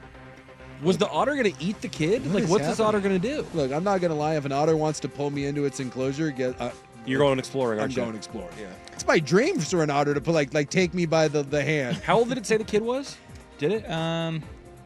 Because how big is this kid that an otter can just yank it into the river? I know, they have probably tiny a little arms. Little tiny kid, I'm sure. But it says the mother claims that the otter continued to follow her and her family as they left the marina, like running down the freeway. Well, maybe the otter was like, maybe the otter wanted to hang out. Or maybe the kid was close to the otter pups and mama wasn't having it. That's like my dream of dreams, though. It's just like hanging out and an otter takes me by the paw and is like, hey, we're going in together. Let's take a dip. Yeah, you may get bit once or twice, but I say let's do this. Now, the Washington Department of Fish and Wildlife called on the U.S. Department of Agricultural Wildlife Services to trap and lethally remove river otters from the marina. Get out of here. Seriously? Yeah. Officials said the creatures will be tested at the Washington Animal Disease Diagnostic Lab. Oh my God, get bent. So one otter decides to have a play date with a kid, and now we gotta like kill all the otters? What are we Apparently doing? so, yes. And now they called for it. Are they gonna do it? It doesn't say. We're just gonna have otter euthanasia? That's what we're doing? Can't do this. This says in Washington, officials have said that there have been 6 recorded human river otter incidents in the past 10 years. That's not enough to kill the otters, in my opinion. No. It bothers me. Again, you're in the otter territory. You're at the where would you like the otter to go? They are very territorial, and they are unpredictable, but isn't that what makes otters great, is that they are unpredictable? I just don't like I feel like there's a lot of anti-otter sentiment going on right now, and I'm not happy about it. I don't like it. Well, maybe you should write a sternly worded letter. I think I'm going to. We need to start a positive otter PR campaign. Because right now the PR for the otter is not very high, and we need to change that. You got to get with the Oregon Zoo, man. Seriously. They have some good otter pub out there. Exactly. The otters, they're adorable. Like some of the cutest animals going in the game. And they're right by the seals, which are also adorable. Exactly. And look, I'm going to say this right now. The otter is the hardest working sea marmot in the game. Find me one of those little furry bastards that's cruised around the water that's doing more than the otter. It's a very solid utility player. How do you know that? My call. Like, what do you base that off of? That the otters kick ass. What else we got? What else you got in there? Well, you got the seal. You got the sea seal. lion. You got the beaver. You got the nutria. You got all I'll take the otter over all of them. Does the beaver count? Yeah, the beaver counts. Yeah. The beavers are working their ass off. They're building like little dams and What's stuff. the platypus? The platy? The platy would be in there. Don't forget about the what's the big one? What are the big ones? That's the nutria, right? No, I'm talking about the like kappa is the sea lion. Oh, the sea lion. Oh yeah, the sea The lion. walrus. Yeah, the sea lion. walrus. That's Yeah. what I'm thinking of. What's the walrus? Walruses aren't doing anything cool. We include the manatee. The otter. Have you seen the little otter? They play basketball.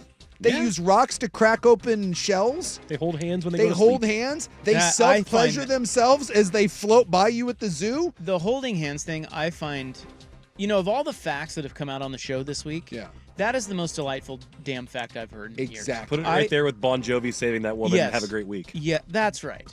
I want you to think about 2 things as we leave the program tonight. 1, go watch the John Bon Jovi video where he talks a woman off the ledge.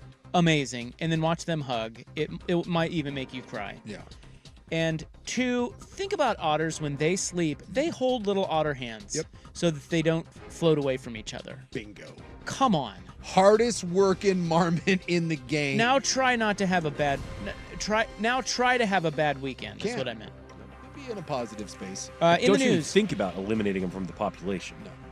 it's brought to you by the Advocates Injury Attorneys at advocateslaw.com. That is in the news September 13, 2024. The Hot 5 at 5 is coming up next, and then we'll check in on the Vibe in Corvallis next hour on The Fan. Save thousands. Be advised. This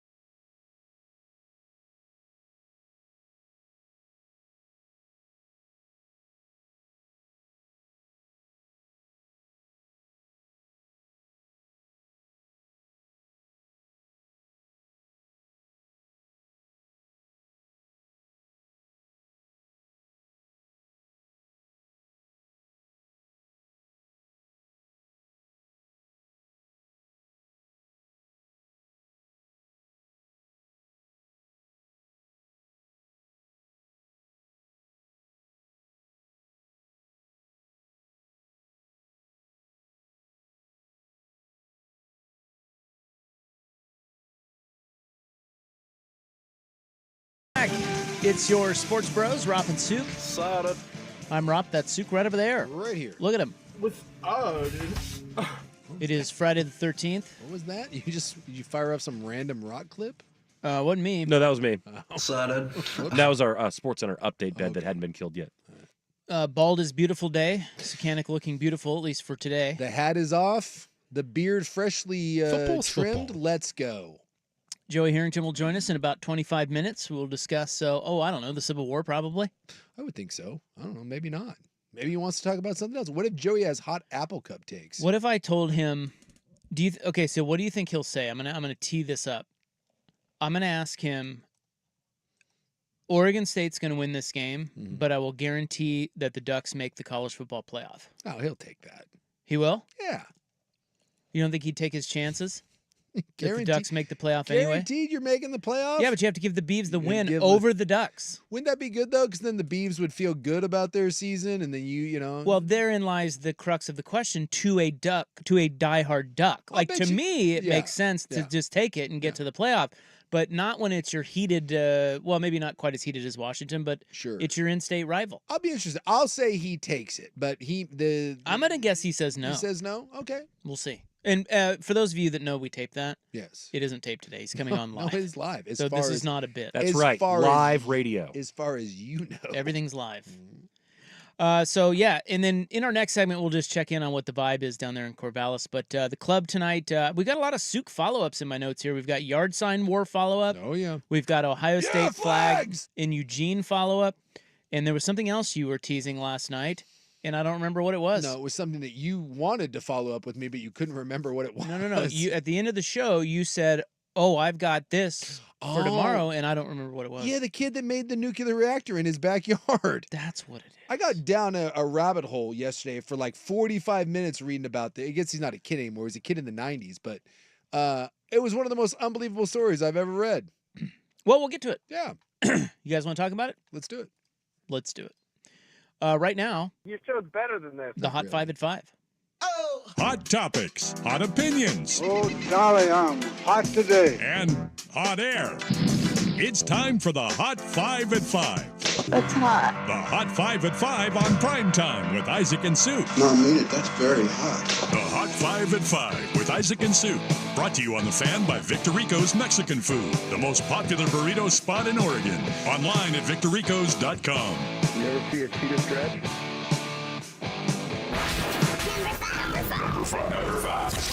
Number 5. Jacob deGrom returns for the Rangers tonight against the Mariners. He'll blow something out. Seattle blew last night's game. They're now 4.5 back in the West. DeGrom has not pitched since April of last season. Yeah.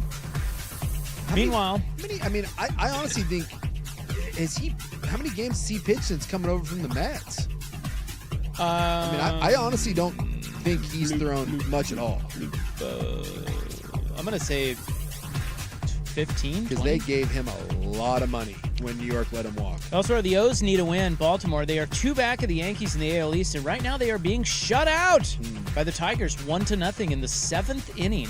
The answer is 6. He's pitched 6 games. That's it? 6 games. Oh my! I don't mean to laugh, but I'm laughing. I'm laughing a little bit. The Mets are now just 2 games from the top NL wildcard spot, currently held by the D-Bags. Dude, I'll tell you what. It's been a hell of a year. That thing is wild bizarre. ride. Yeah, they were going to be sellers at the deadline. They are winning again 6-0 in Philadelphia. The Mets are in the bottom of Number the 4. It's crazy. Braves are beating the Dodgers 5-1. Dave Roberts came out today and said, Shohei Ohtani, the chances of him pitching in the postseason are not 0. Dude, that is crazy. And you brought up, what if they just bring him in and he's their closer? Bring him in at the end of games. Look, if he can pitch, why would you not do that? Exactly. And by the way, he's 47-47 right now, I believe. Is that what he's at? I think he's got 47 of each with however many games, 16, 15 games, something like that left to play. One of Georgia's key players has been arrested. Cornerback Daniel Harris is facing multiple misdemeanors. I swear to God. Including reckless driving. Can Georgia not just do like an NIL deal with Uber and Lyft? Some sort of car service? He was going 106 miles per hour. It was an unregistered car. He had an expired license. He had no insurance. He was not wearing a seatbelt. At least 7 displays of poor judgment. He is out on bond. He had to pay $50. It was $50. 41 miles an hour over the limit and on a wet road. It is an amazing lack of self-awareness right there. Just doing all those. You got a light? Nah, it's not licensed. Number 3. Insurance? Nah, I don't got any of that. Just a 6th career back surgery for Tiger Woods, that's all. No big deal, right? He underwent a nerve impingement procedure this morning. Homie played just 5 tournaments this season. In other injury news, Chiefs receiver Hollywood Brown is opting for surgery on his clavicle. Andy Reid says he could miss the entire season. Yeah, I saw a big old Instagram post, and he was bummed. If you saw, remember, he came down in the preseason and came down hard on that shoulder.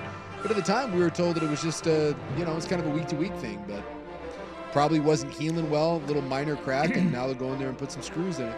Christian McCaffrey has been ruled out by the Niners for Sunday's game against the Vikings. He has that calf injury. He also has Achilles tendonitis. Well, and they said this was a whole other thing. Shanahan came out today and said today was his worst day, pain-wise, since getting hurt, and they're now considering IR, which would be a minimum of 4 weeks. Oh, dear. Yeah, a whole Madden curse. Fantasy football dudes driving off a bridge right now. Oh, dear.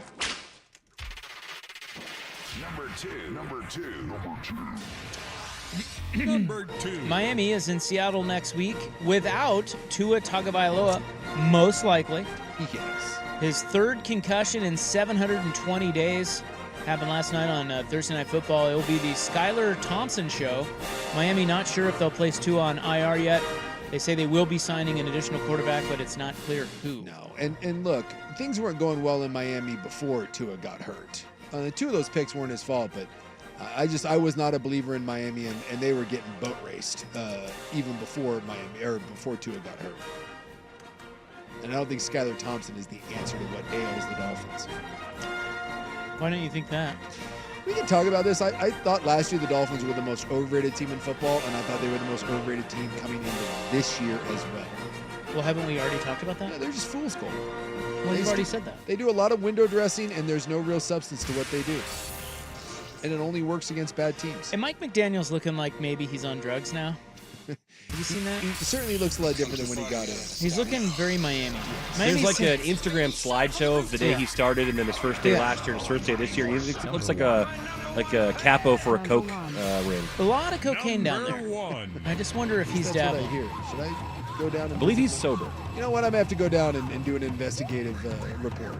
College football tonight, Kansas UNLV. Good little matchup being played in Kansas City. Right now, the Jayhawks, my Jayhawks, are leading 17-3. Rock chalk. Even better matchup kicks off shortly in the Little Apple, It's actually Manhattan. going on right now. If you Oh, turn is it around. already? Oh, yeah, no score. Okay. Arizona driving. Number 14, Kansas State is hosting number 20, Arizona. Now, shockingly, this is a non-conference game, even though both teams are in the Big 12. It was scheduled before Zona's moved to the from the Pac-12. Neither could find replacement opponents in short order, so Yeah, here we go. it's a little non-con game. It's very strange. And Arizona is wearing the same helmet that Texas State was wearing. The cursive cats on the side of it, which is a little odd. I've never Do seen you that. think the Texas State people drove them to Manhattan for them to wear? I think it's a little weird. After last night? I've never seen Texas State wear the cursive cats. Hey. And I saw that last night, and now Arizona's doing the same I've thing. never seen Arizona do this. Got to Yeah. save money, man. I guess. Got to It's share a- helmets. Share some help. Well, Arizona isn't a budget crunch, so, you know. Yeah, didn't they lose like $270 million? Yeah, they no one can find out like what happened to it. They were like, well, we just lost it. misplaced $200 million. Victor Rico's Mexican Food, the most popular burrito spot in Oregon. Order now at victorricos.com. That's your Hot 5 at 5. Vibes in Corvallis, next on The Fan. The home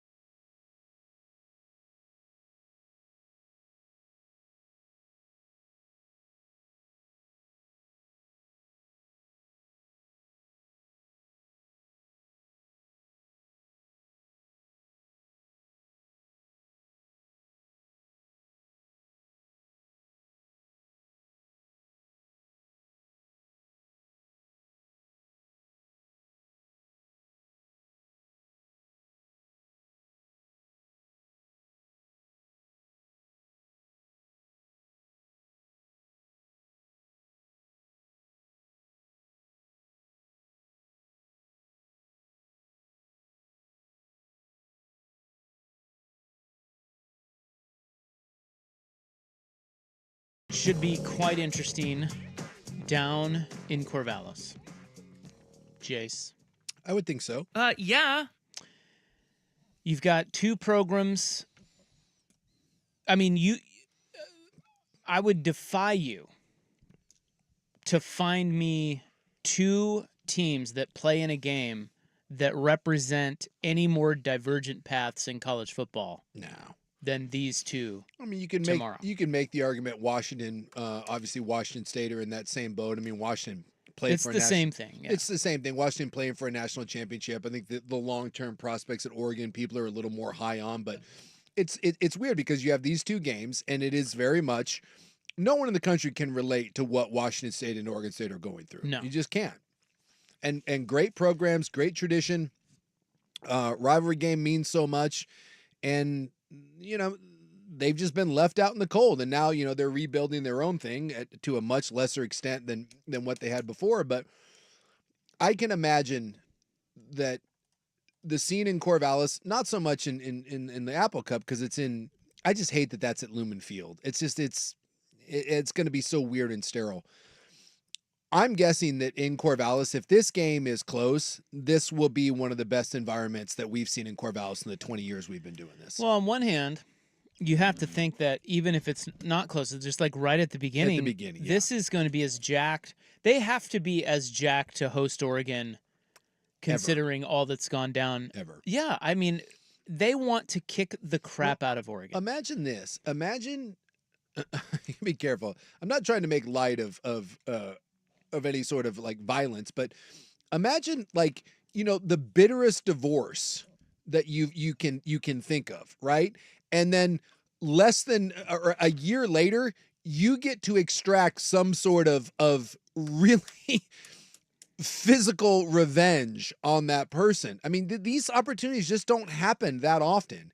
And I would assume that everyone in that stadium, from coach to player to fan, wants to get their pound of flesh out of Oregon. And you would think. But on the other hand, a glimpse into the future, which we just got yesterday for the Beavers, is kind of demoralizing. Yeah. Because I think they were thinking, oh, maybe Big 12 or maybe ACC, this will be fine.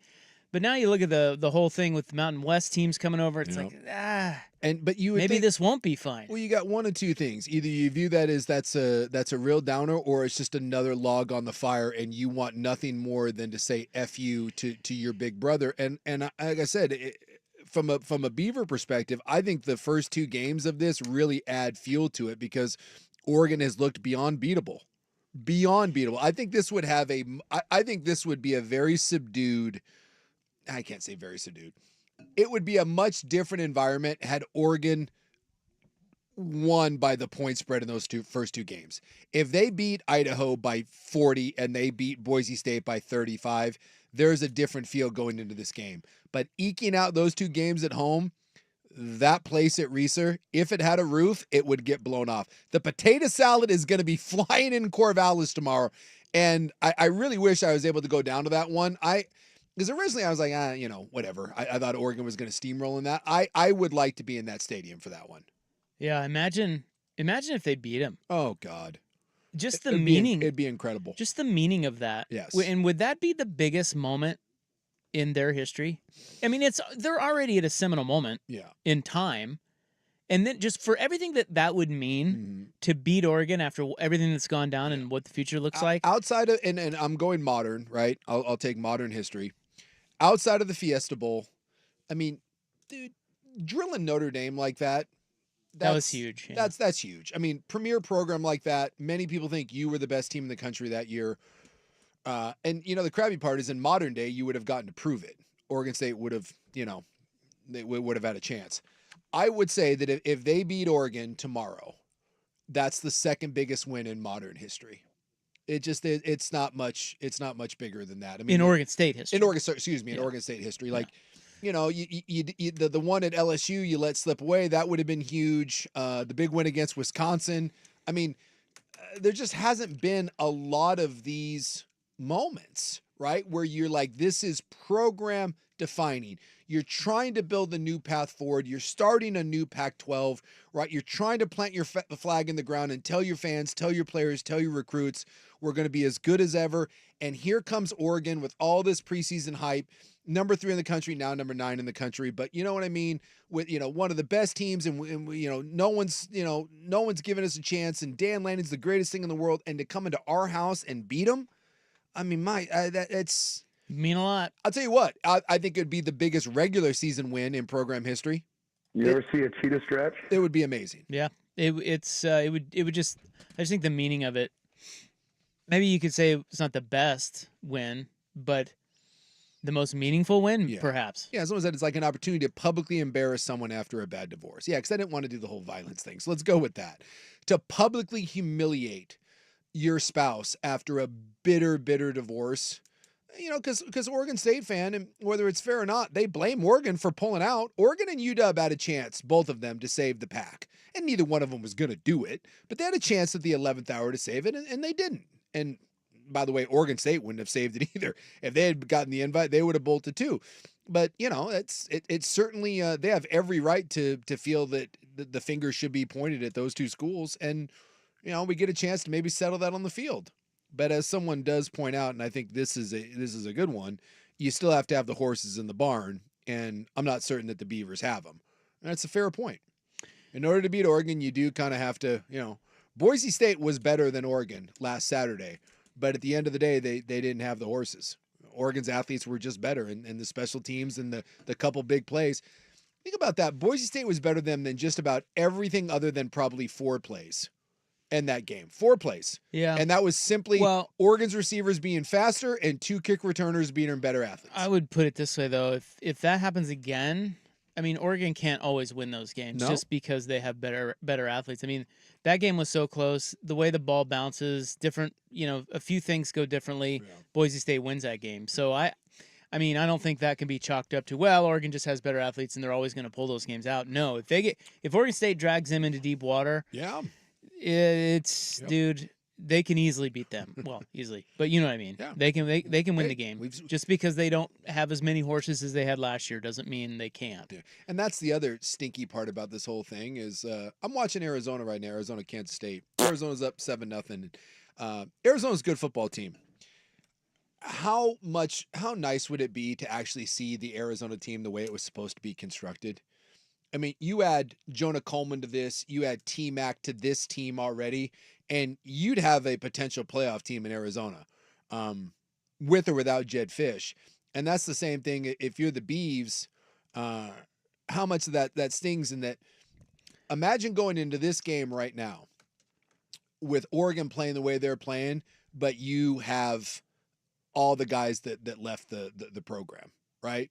You get all the transfers back. You get Aiden Childs as your quarterback. You get the Arnold brothers. All those guys are back. And how would we talk about this game if Oregon State hadn't been ripped apart by the transfer portal? Yeah, we'd certainly be talking about it differently. Yeah. But they beat them 31-7 last year. Yeah. Was that the score? Something like that. And the year before they had them at that same. Let it off. Wasn't it this kind of the same score? And then They were up by 17, something like that, 17, 20 points. I thought it was 20. And and then Oregon State decided to not throw the ball, and it worked. And by the way, I do enjoy that Oregon still talks about that all the time. Mostly when they come into the weight room, that game is playing on the video monitors. Oregon hasn't forgotten about that. And look, if Oregon State's going to win this game, that's what they're going to do. They're going to line up with their backs. There's 3 of them, and they are going to take Jam Griffin and company, and they're going to try to ram it down Oregon's throat and play keep away and just time control and be more physical. Can you do it? I really like Oregon's D-line. I really like Oregon secondary. The linebacking core, we heard from Bassa, who was talking about, the fits, and that was the problem at Boise State, was a lot of the fits. Can you play better disciplined football? And I know Oregon State doesn't have Genty, but they've got a good run game down there. And I'm excited for this one. I can't wait to see it. And if you're Oregon State, don't kick to them. Don't kick to those guys. Vancouver Fort text line. I certainly don't think the Beavs can win this game on Saturday, but I certainly do think the Ducks can lose this game, if you know what I mean. Well, I do know what you mean by that. Well, and I want to see too, from my own, just for my own purposes, I want to see if the Oregon O-line, if these are fixable problems. Like, I don't think that what ails Oregon is like the worst thing in the world, but I also don't buy into this. We keep waiting for this. How do you fix this? Find me any team in the country with poor O-line play. It's not just, in a week or two, it's going to get better. O-line problems tend to be O-line problems for an entire year. And yeah, you can get some guys back and shift it around, but whether or not you win this game or not, if Oregon wants to get where Oregon had at a preseason level, when you're talking about not just being a playoff team, but competing for a national title championship, dude, this isn't like a little improvement, and it's not just about the three interior guys. Your tackles, your run game, all of that just needs to get better by leaps and bounds. And I'm telling you, that is way harder than what some people, fans and media members, are making it out to be. O-line problems are not easily fixed. Well, we'll talk to Joey Harrington about that and more regarding this game coming up next. A quick side note, the Beavers are wearing black, but they say it is still an orange out. That's so weird. I hope they go with the cursive. I love the cursive. Yeah, I think they had already called for the orange out for the fans. Oh. And then the team chose black. Teams usually now put that on your season tickets so that you have months of advance. So every Oregon ticket, season ticket holder already knows for every game ahead what they're supposed to wear. That's kind of the thing now. Okay. Just when they do the, because I'm not a fan of the beaver rat. I wish they would go back to Benny. But even with Benny, the best look that Oregon State runs out there is when they do the old school cursive beavers. I love it. I'm a big Washington State does it. Even Arizona here with the Fresno State, the cursive writing on the helmet, that needs to make a big comeback. Oregon State should make that the permanent helmet sticker, and then have the other one kind of be the alternate, because no one's into the Nutria. No one that's the worst redesign that we've had in the Pac-12 in forever. Joey Harrington next. Here's Buck. It's football.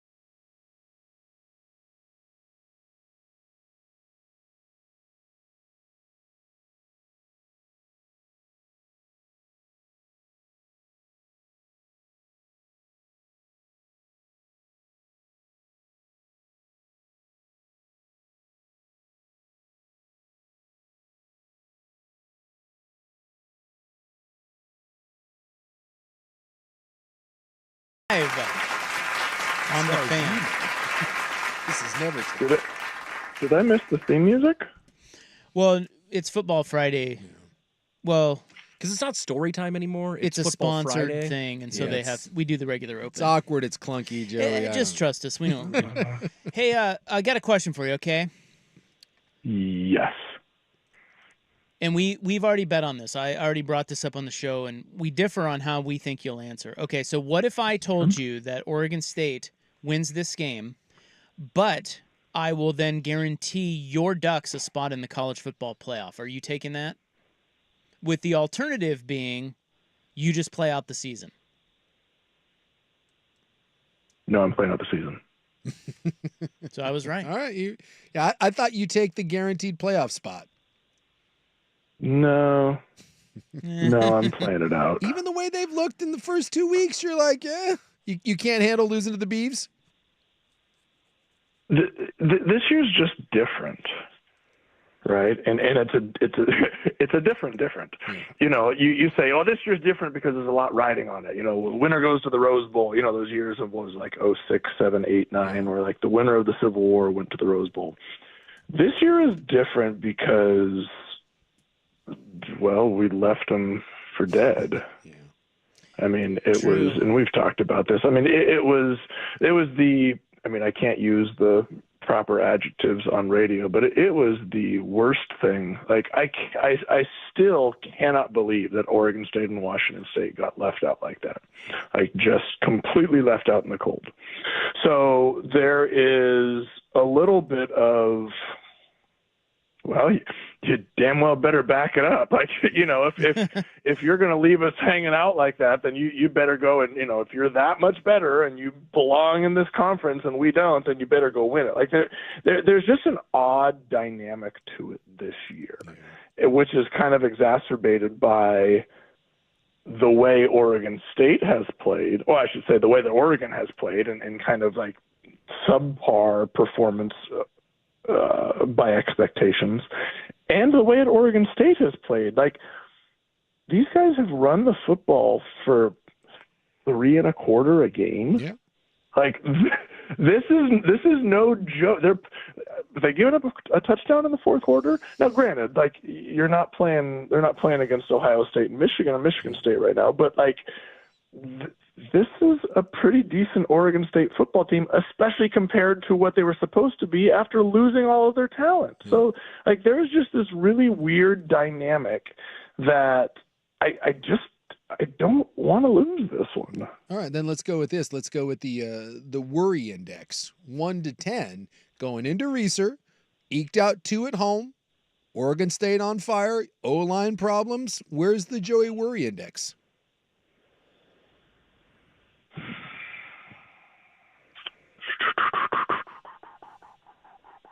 5? Yeah, I'd say that's about because right. I still look like Oregon is and this is the conversation to have. I was going to say Oregon is still a better team. That hasn't been proven. Oregon is a better collection of talent. Yes, it is not necessarily a better team. So that, I want to say, takes away some of the worry. Like, if we're talking about a normal year, right, where Oregon State's quarterback hadn't transferred and their coach hadn't bolted for another school and their tailback hadn't had, well, the issues that he had in the offseason. Like, if we're talking about a normal matchup, my worry meter would be significantly higher because talent level would, potentially be on a more even scale. This is an Oregon team that is, I don't know how you quantify it. I mean, are we talking about stars of recruits? But like, this is because of the transfer portal, because of the recruiting job that Dan and Tosh and the rest of them have done. Like, this is a head and shoulders more talented football team at Oregon than Oregon State. They're not playing necessarily better football, but the fact that there's literally at any moment there is a potential to break something open on the Oregon side takes a little bit of that worry away from me. But like you said, that they got a lot of O-line issues. They got to figure this out. You can't live, week to week the way that they have. It's going to bite you in the butt. But I don't think that necessarily induces the worry. What'd you call it? We've dubbed it something, the Joey worry meter, or the how worry do you? index. Yeah, the worry index. The worry index. Yeah. It doesn't jump me above a 5 yet. Okay. Well, Suk doesn't think that the offensive line issues, while they are not, season defining, he doesn't think that's something that's going to get better right away. I think there's a lot of easily fixed. There's a lot of O-line doctors out okay. there. What do you? Let's. I want to talk. As an O lineman. Okay. Yeah. On our Talking Duck show, I did. I think we're calling it Doodles with Joey, where I was like, I got a scrap piece of paper here. Yeah. I can't, without being in the huddle, without knowing their play call, we don't know whether the center's controlling the front calls or the quarterback. Absolutely. Fair? Fair. Okay. Now, we don't know, without being in the huddle and being in the game plan room, we don't know whether they're running a slide protection. We don't know whether they're running a man protection. We don't know whether they're running or throwing hot off the front side or side adjusting off the back. We don't know those things. Nope. Right? Fair? Absolutely. Okay.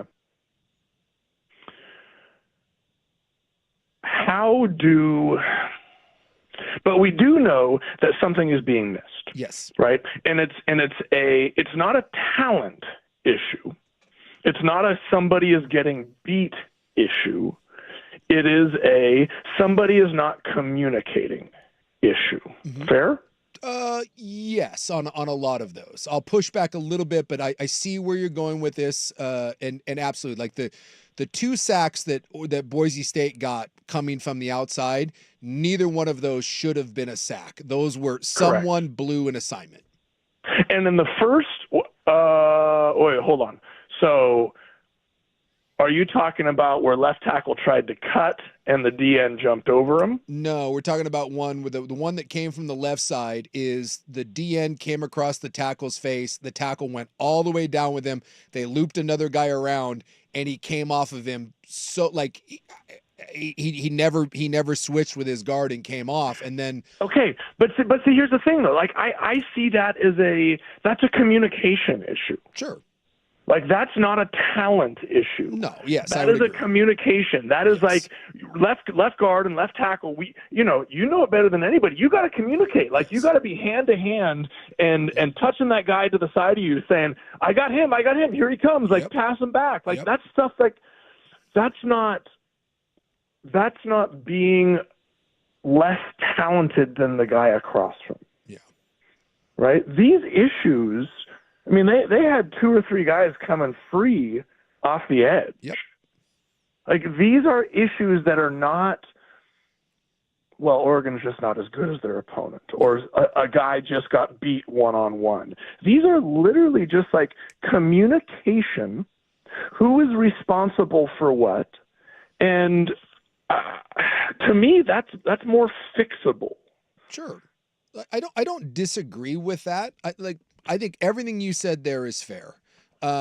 My thing is, and this is just from me having played the position, and I try to watch O-line play, and I went back and looked at specifically the Boise State game. I went back and tried to look at the Idaho game too, but I spent more time on the Boise State one. And to me, when you get sloppy, I hate calling out college kids, lazy, heavy-footed play. And that's what you have right now. Like, it is lazy, sloppy, flat-footed play. There's one play, the one where Gabriel escaped the sack and ended up with a nice little scramble.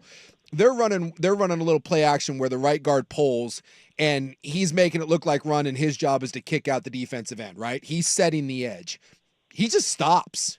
He just runs out and literally stops in front of the defensive end. The defensive end just runs by him and should have had another sack.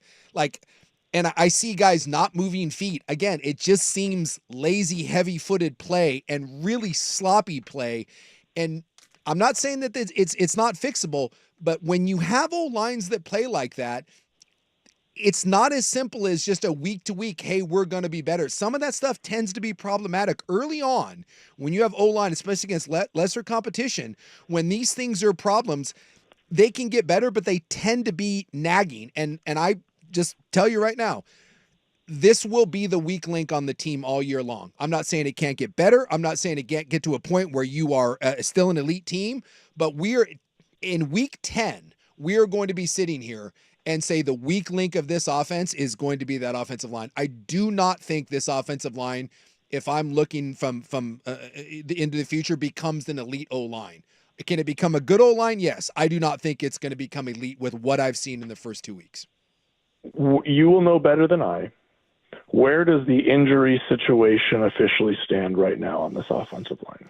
And who is missing from where? Yeah. And with their return, because right now I'm trying to figure out. Let's just start there. How many of these offensive linemen that will be playing tomorrow were slated starters at the beginning of the season? Right now, probably one. Okay. How many of those 4 positions that are trying to be filled will be filled by the slated starter at some point in the near future? Well, it's correct. I was talking about the interior. Both tackles, those guys are there, and one interior lineman. So yes, I do think at least one, if not 2 interior linemen at some point will probably be starting that are not healthy right now. And that can make a world of difference. But I haven't seen them play, and so that's hard for me to go off of. But it's a fair point that 3-4 weeks, when they play Ohio State, this interior line could look completely different because you have different bodies. Bedford back? Didn't Lanning say Bedford might? He's being very non-committal. He gave us a maybe. He gave us a maybe. Yeah, all right. Yeah. What I'm trying to figure out here, and this is kind of an across the board. I was having a conversation with somebody. At times, and it's, again, like, you don't want to criticize college players. No, I'm always careful about that. I don't like it. No. However. But we do it all the time. Yeah. No. But there is kind of a transition from amateur college players on a $720 scholarship stipend, yes, to paid professional players. Mm-hmm. And I made a comment to somebody the other day that I said, at times it looks like this is just a collection of really talented guys that are just kind of doing their own thing. I couldn't agree more. And it's not necessarily the reading of the press clippings, the old, because there are no press clippings anymore because you can't clip the internet. Oh, I guess you print it and, on a computer, and then you could cut it out and put it on. But I digress. Like, there is, I don't know. I'm having a hard time deciphering whether this is an injury situation that has caused a little bit of confusion up front, that has consequently thrown a curveball to an incredibly talented group of players that haven't played a whole lot together, right? If you're a group that's, if I had Keenan Howery and Jason Willis, and we had a couple changes up front, Justin Peele, Mo Morrison, we're going to figure it out, right? Like, we got it covered. But this group, led by an incredibly talented quarterback who's, prior to 2 weeks ago had never taken a snap at Oregon, with receivers who had transferred in, with a tailback who was coming off of injury, there are a lot of pieces that are kind of up in the air. So I'm having a hard time deciphering whether it's a curveball being thrown by injuries or whether this is like a really talented group of guys that have to figure out how to be a team instead of a group of individuals. Could it be a little bit of both? Yeah, fair enough. Could be a little bit of both. And to your press clippings thing, I know we're up against it. Everyone wants to bag on the interior offensive line, and I totally get that. the 2 tackles that you had, one was a preseason All-American, one was an all-conference player. They are not playing to that level either. This is not independent of those 2 guys either. And I don't like calling out college kids, but like you said, when you're taking money and you're a preseason All-American and you're a preseason all-conference guy and you're supposed to play on Sundays, those 2 guys are not being the anchors that you need them to be in the pass or the run game. So this whole group needs to get better. It's not, I just don't like, sometimes I think we're focusing on 1 or 2 kids and like, if that guy solves his problem, then everything's better. It's not. It's a collective problem. It's 5 guys across the board. Well, and it's not, and I know we have to get to break, but it's not even just 5 guys. You include the quarterback in that, right? Absolutely. Because we don't know how that's being communicated, whose job it is. There is a group, include a tight end, right? There is a group of people that need to figure this out. You're right. It's not on 1 or 2 guys. It's on a collective group that's got to figure it out if they want to be where they are expected to be at the end of the year. All right, coming up next with Joey Harrington, keys that Key thinks he wants to see more out of Oregon in this game. We'll get to that when we return, courtesy of Mods PDX on The Fan. It's time for a Ducks Report, the inside story on Oregon athletics, brought to you by Mods PDX. The future of building is here.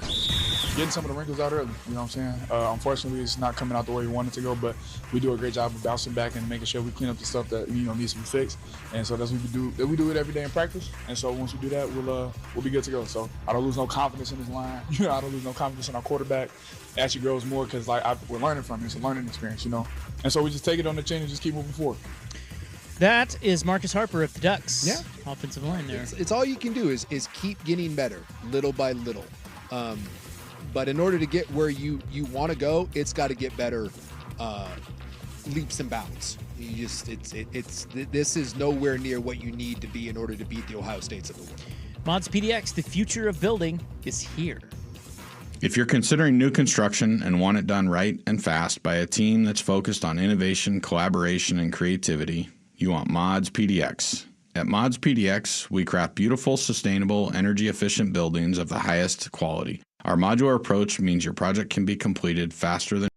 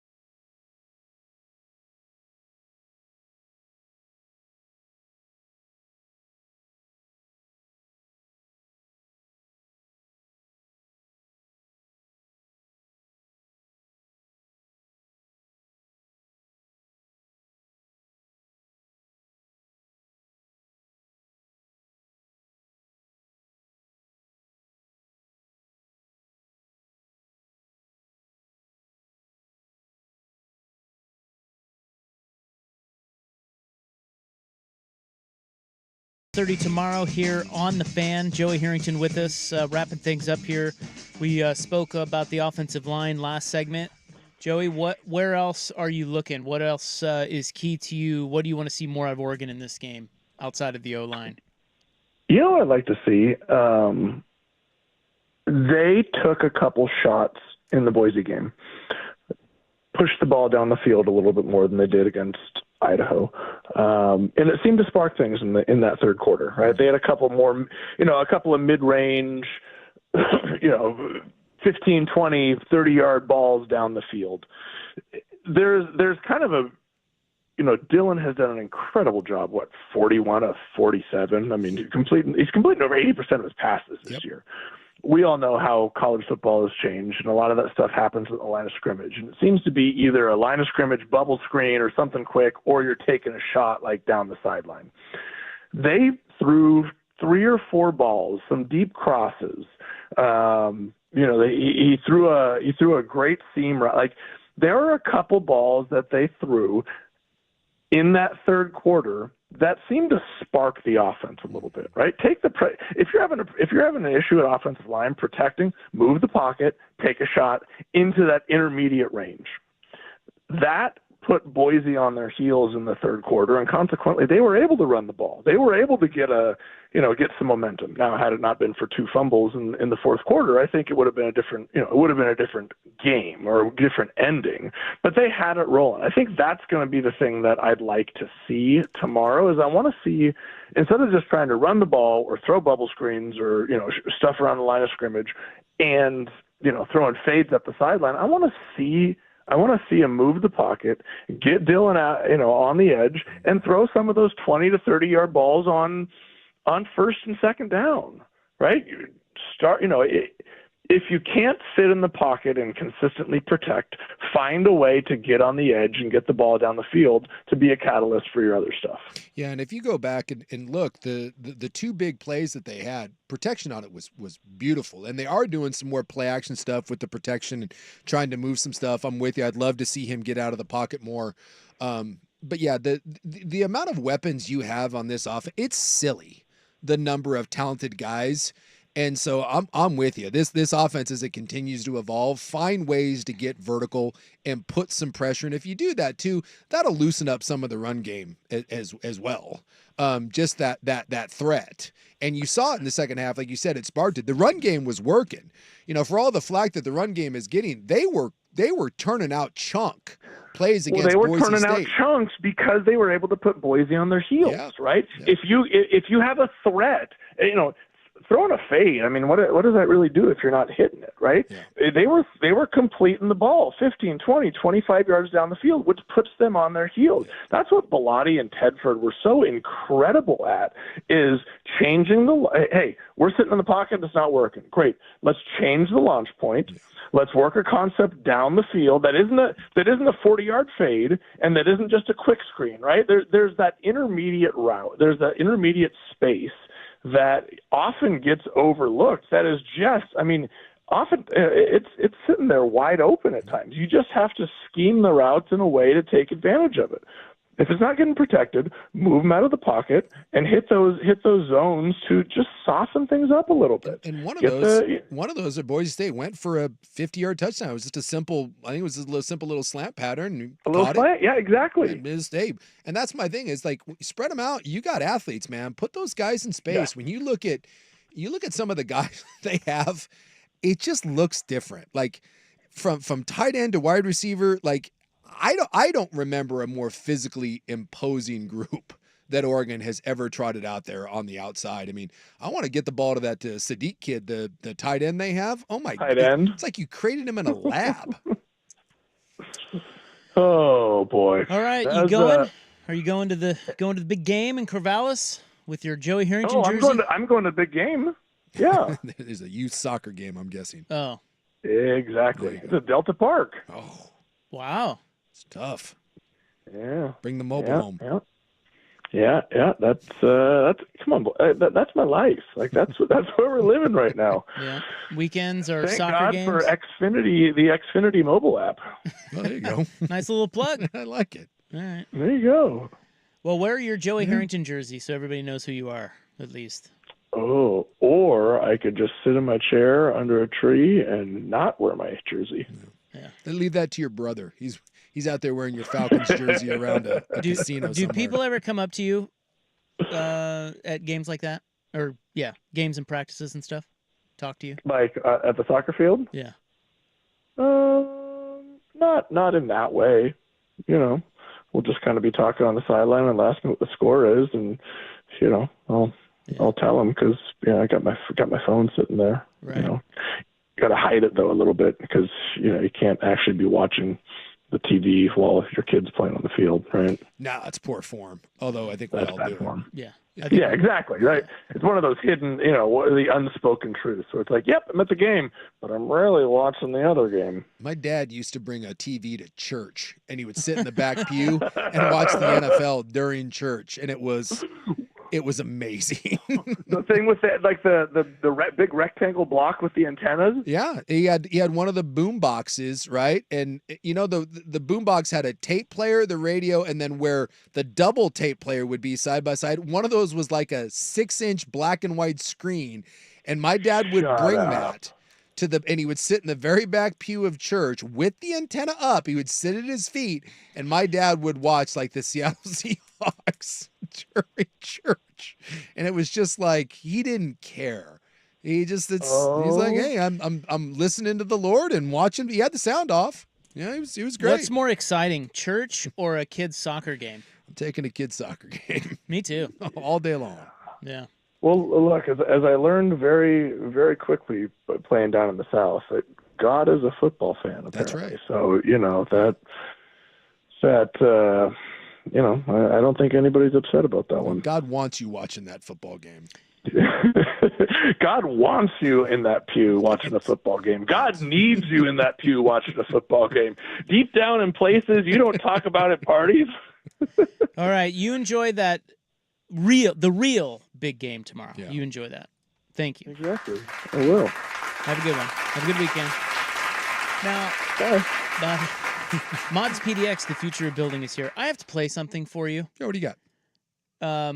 And those of you that are P1s know the origin of this drop. I'm just going to play this, and then I'm just going to stop talking. Okay. We're turning off. He just threw another effing pick. He has 6 effing picks. Bench his ass. So bad. Where's the bean when we need him? So bad. And they're not even close. Like he's suddenly doesn't see anyone on the defense. I did catch during like Joey's second to last response, your hands just go up in the air. If you don't know, Rob is watching the Kansas. Look at Leipold. He's as pissed as I am. He's watching the UNLV Kansas game, and he's none too happy with Rock Chalk. Fire him. All right. I feel better now. Okay, hey, good. we're still winning the game. You're still winning the game. Put him in jail. But not for long. No. The club is next on The Fan. This is Rick Jones of Goldberg Jones. As a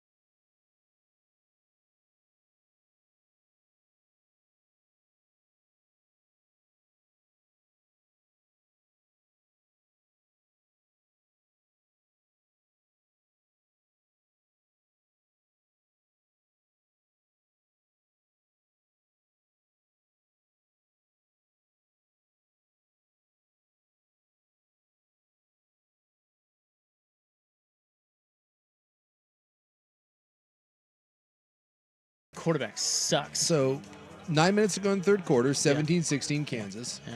Jalen Daniels, Yeah. 7 of 14, Yeah. 100 yards, Yeah. no touchdowns, Yeah. 2 picks. Correct. But We're turning off. he has 6 carries for 51 yards. 2 tutties. 2 tutties. So, Yeah, but he needs to be bench stat. Trust me. I'm watching it. Trust me. He look, sucks. 7 for 14, 100 yards, and 2 interceptions is not good. I don't know what that quarterback rating is, but it ain't good. That's all kinds of bad. So your Heisman Trophy contending quarterback, not so much. Not so much. F him. I just like to see you this passionate about Kansas football. I know. Isn't that great? It I thought is. about that too. I'm like, you know what? Why am I so fired up about this? I'm just lucky they're not 1-11. Yeah, I mean, think about this. Back in the day, one, Kansas wouldn't be on TV. There'd be no expectations. You'd be playing UNLV and you'd be like, whatever. Yeah, I wouldn't even know who they were playing. Exactly. Really. I mean, because what's the point? Well, to be honest with you, it is UNLV, so kind of what's the point? I love how all of a sudden, like, UNLV, people are like, oh, UNLV. Dude, UNLV sucks.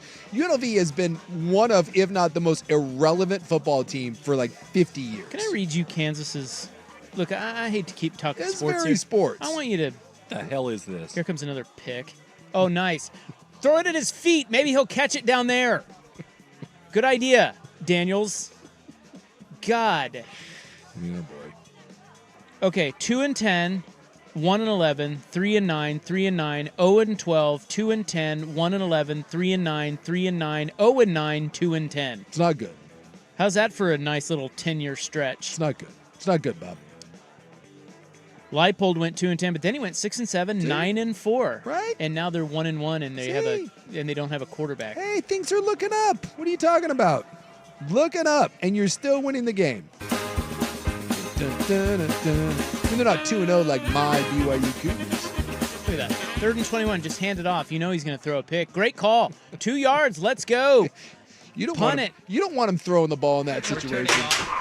No, you do not. You don't. No, sir. All right. Well, can we focus for let's get, God's sakes? Get back on track here. It's the club. Where's my pub beer?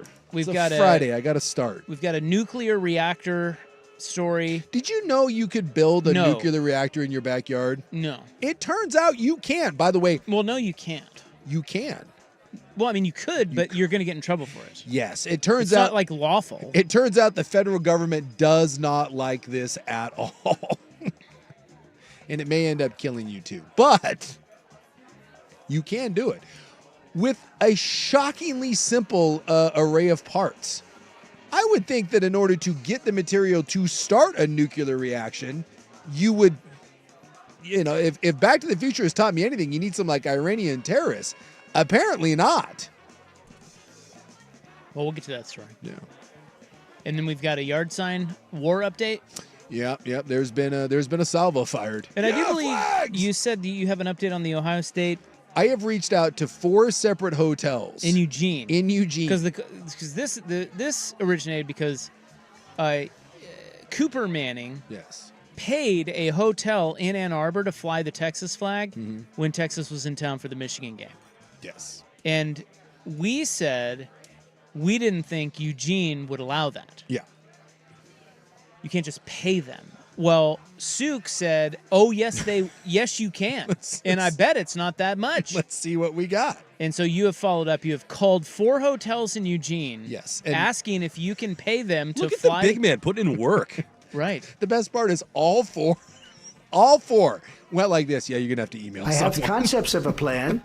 Exactly. I called and I tried to explain what I was doing, and 2 of the front desk people immediately were like, "Yeah, look, what do you like?" Yeah, you got to get the GM for that. Here's an email. 2 of the people went like this. Could you hold for a second? And then it was like one of those. Oh God. One of them, a manager came back on the phone, and then that manager told me to email. And then the other person came back and was just like the first 2 and was like, dude, I don't They don't want to deal with that. And they have no say over that. I mean, they have no power. No. They're just dude, Come on. So You got to go. You got to be better than that. So- You got to find. Well, I just started with a phone call. Look on their website. I got emails Okay. from the people. Okay. And I have sent out those emails. All right. And 2 of them have already responded. Okay, and good. we'll see So where we have go. results. No, it's a work in progress. Well, yeah, you're talking to them. We're talking. The conversation has begun. Yeah, one person told me to get bent. Good. Yeah, it's not happening. He's probably a Duck fan. Yeah. Or One, she. it's not going down. Yeah, that's a company policy. What'd they say? That they wouldn't allow that for anything. Like The price is wrong, that bitch. they said that it's a corporate thing. That it would not be a legal thing. That there is you can't fly any flag. No. Yeah. No. Like if they wanted to fly anything, it would have to go through corporate headquarters, which are not in Eugene. Because they don't want some small group having a convention and that creates some Bingo. outcry and ruins the brand Oh, image. yeah. And Flags are a tough deal these days. It turns out flags are indeed a big deal, and it was not like it wasn't like a hey, let's talk, and like they took it very seriously. Apparently, flags do have they have a lot of juice right now. So no flags. They said that is not going to happen. So anything with like Hyatt on it or any of the Marriott structure, they just know that ain't happening. No. Okay, well, some follow-ups coming up next on The Fan. A rough week for young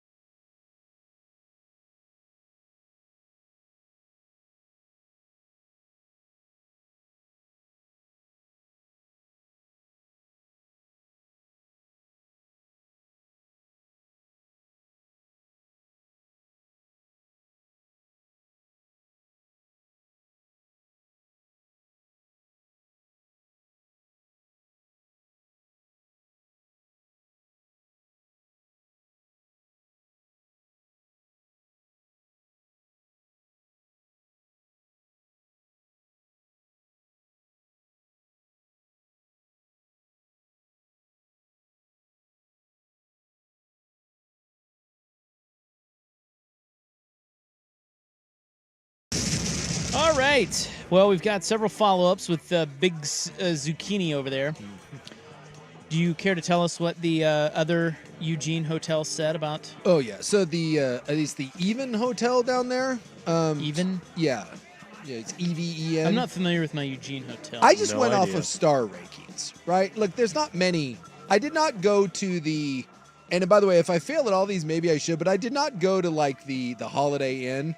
Okay. I went on star rankings. Okay. So the highest one is this Even Hotel Eugene, and they were beyond dismissive of me. They just...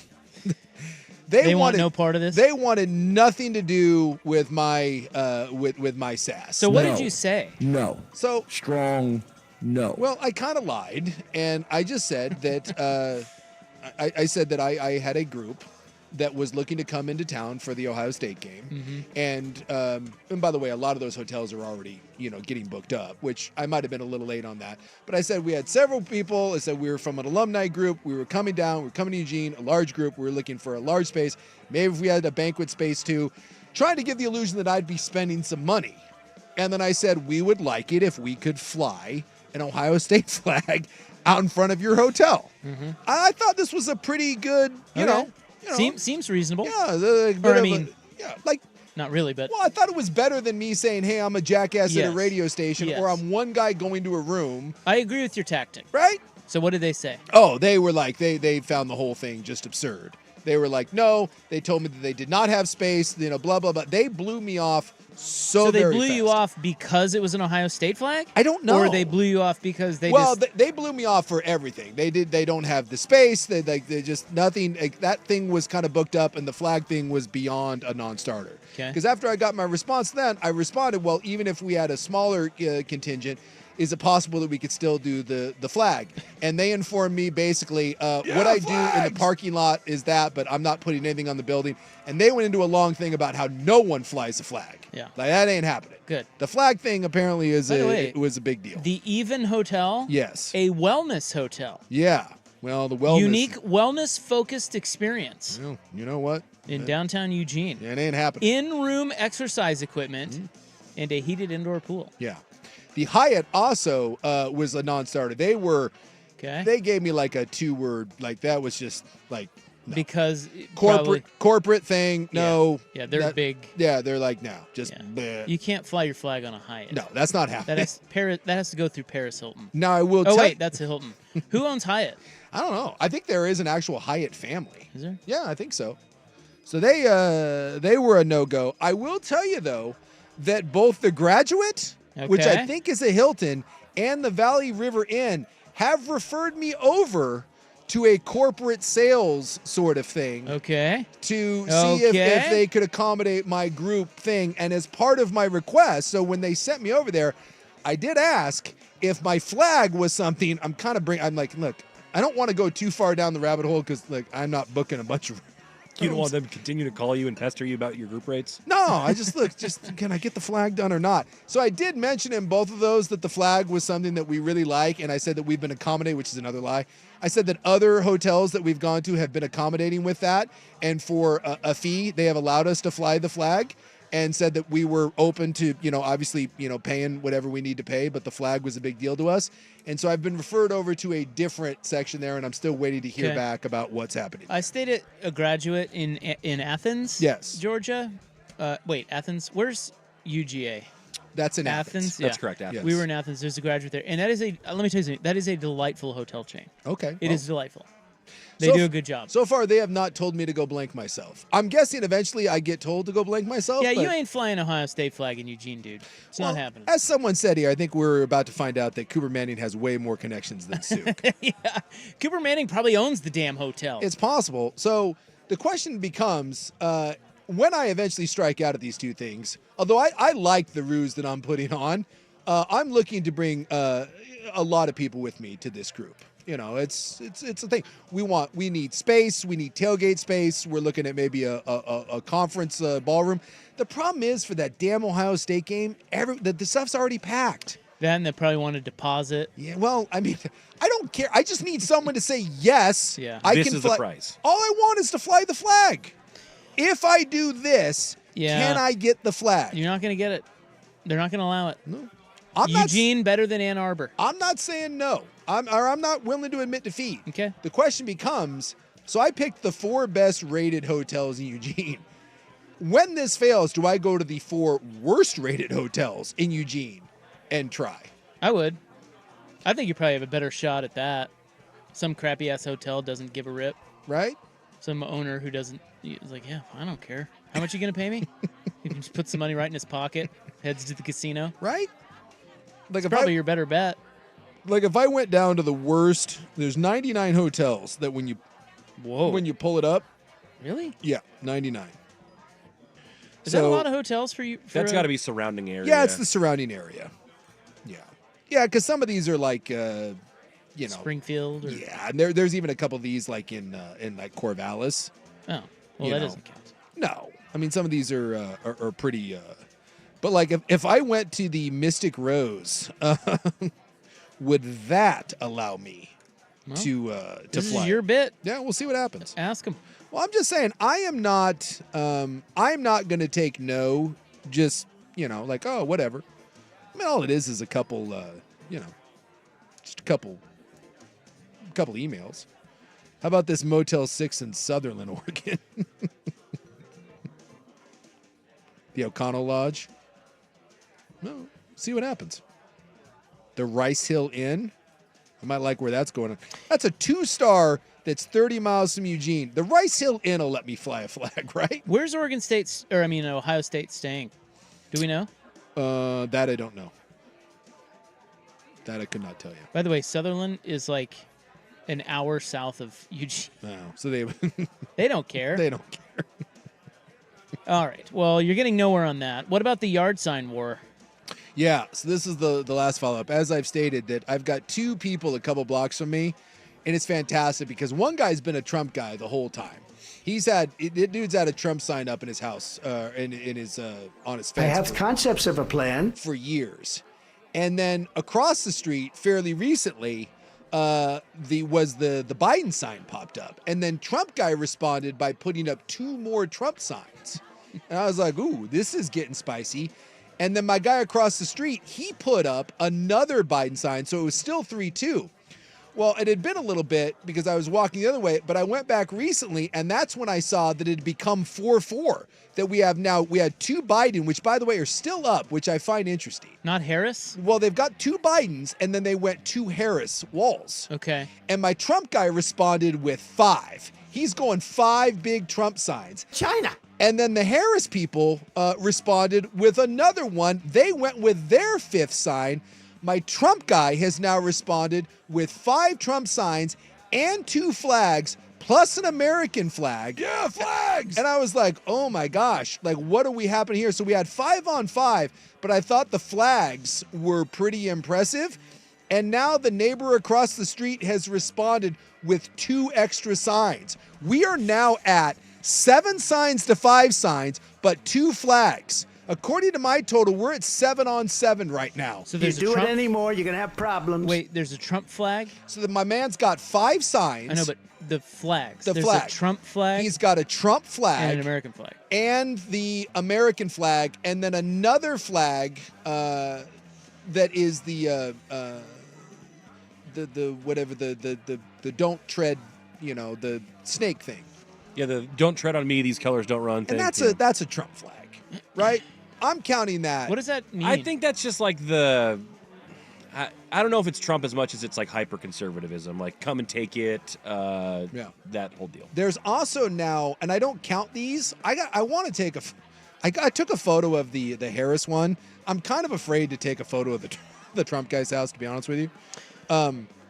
But there's also several of the other like Senate races or whatnot. Do you know? Okay, first of all, the phrase "Don't tread on me" is intended as a message of independence and defiance against oppression. It encompasses the idea that individuals or nations have the right to self-determination and should not be subjected to unjust authority. Okay. Yeah. Do you know what would really piss Trump guy off? I think. What?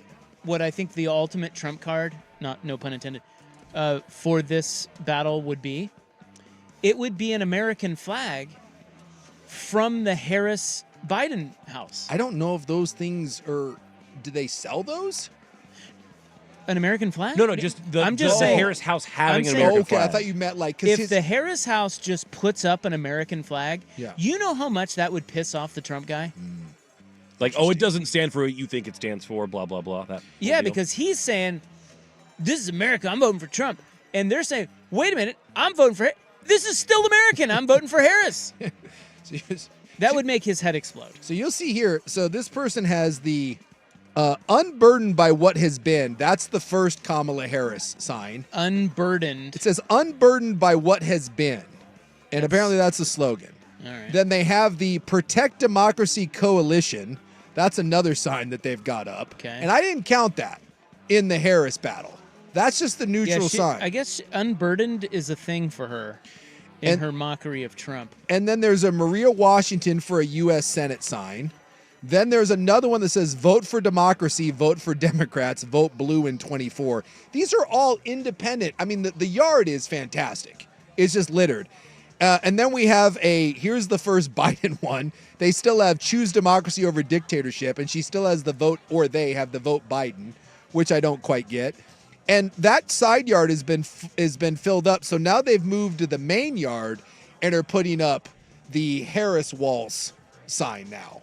So it's quite exciting. Every time I walk by, there's new ammunition firing off, and I'm telling you, like, they are right across the street from one another.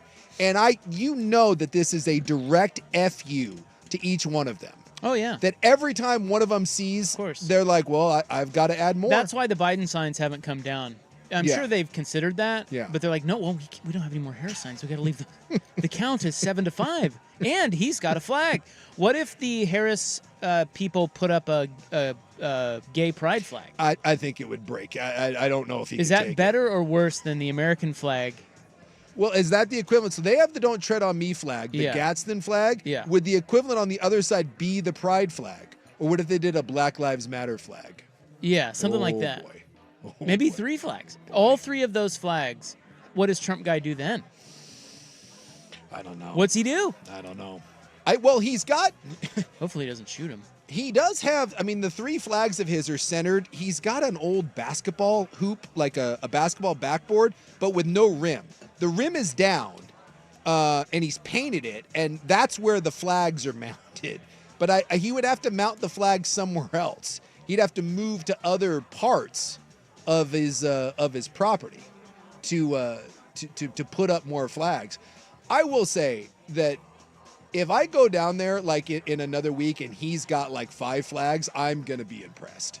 Because there's no way he's going to stand for these signs, because she's moved them to a different, she's gone from side yard to right in front, which is in his, like when he looks out his front window. Yeah, he can't. He right sees in his face. It's right in his face. There's no way he can help it. No. He has to answer. No. There will be. And I'm just waiting to see what he answers with. Do you think he'll eat their cat? They're eating the cats. We'll execute the baby.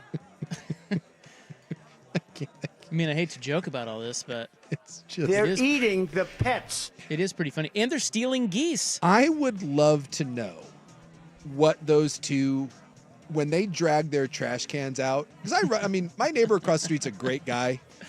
He's an older guy. Couldn't be any nicer.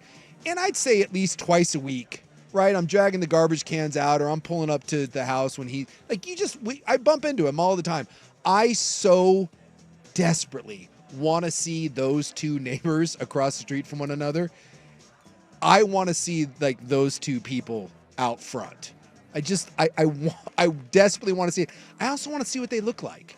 I've never seen anyone associated with either one of those houses. And because in my mind, I know what they look like. Oh, I've got a picture in my head too. But of both of them.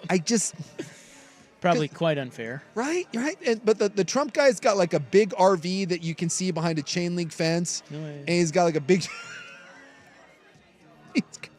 truck, and Oh wait, a big truck? What? But it's behind. It's behind like a sliding chain link fence, like a gate. His house is heavily fortified. Yeah. There's a lot of security stickers They're up. gonna come take it all from him. I want to see.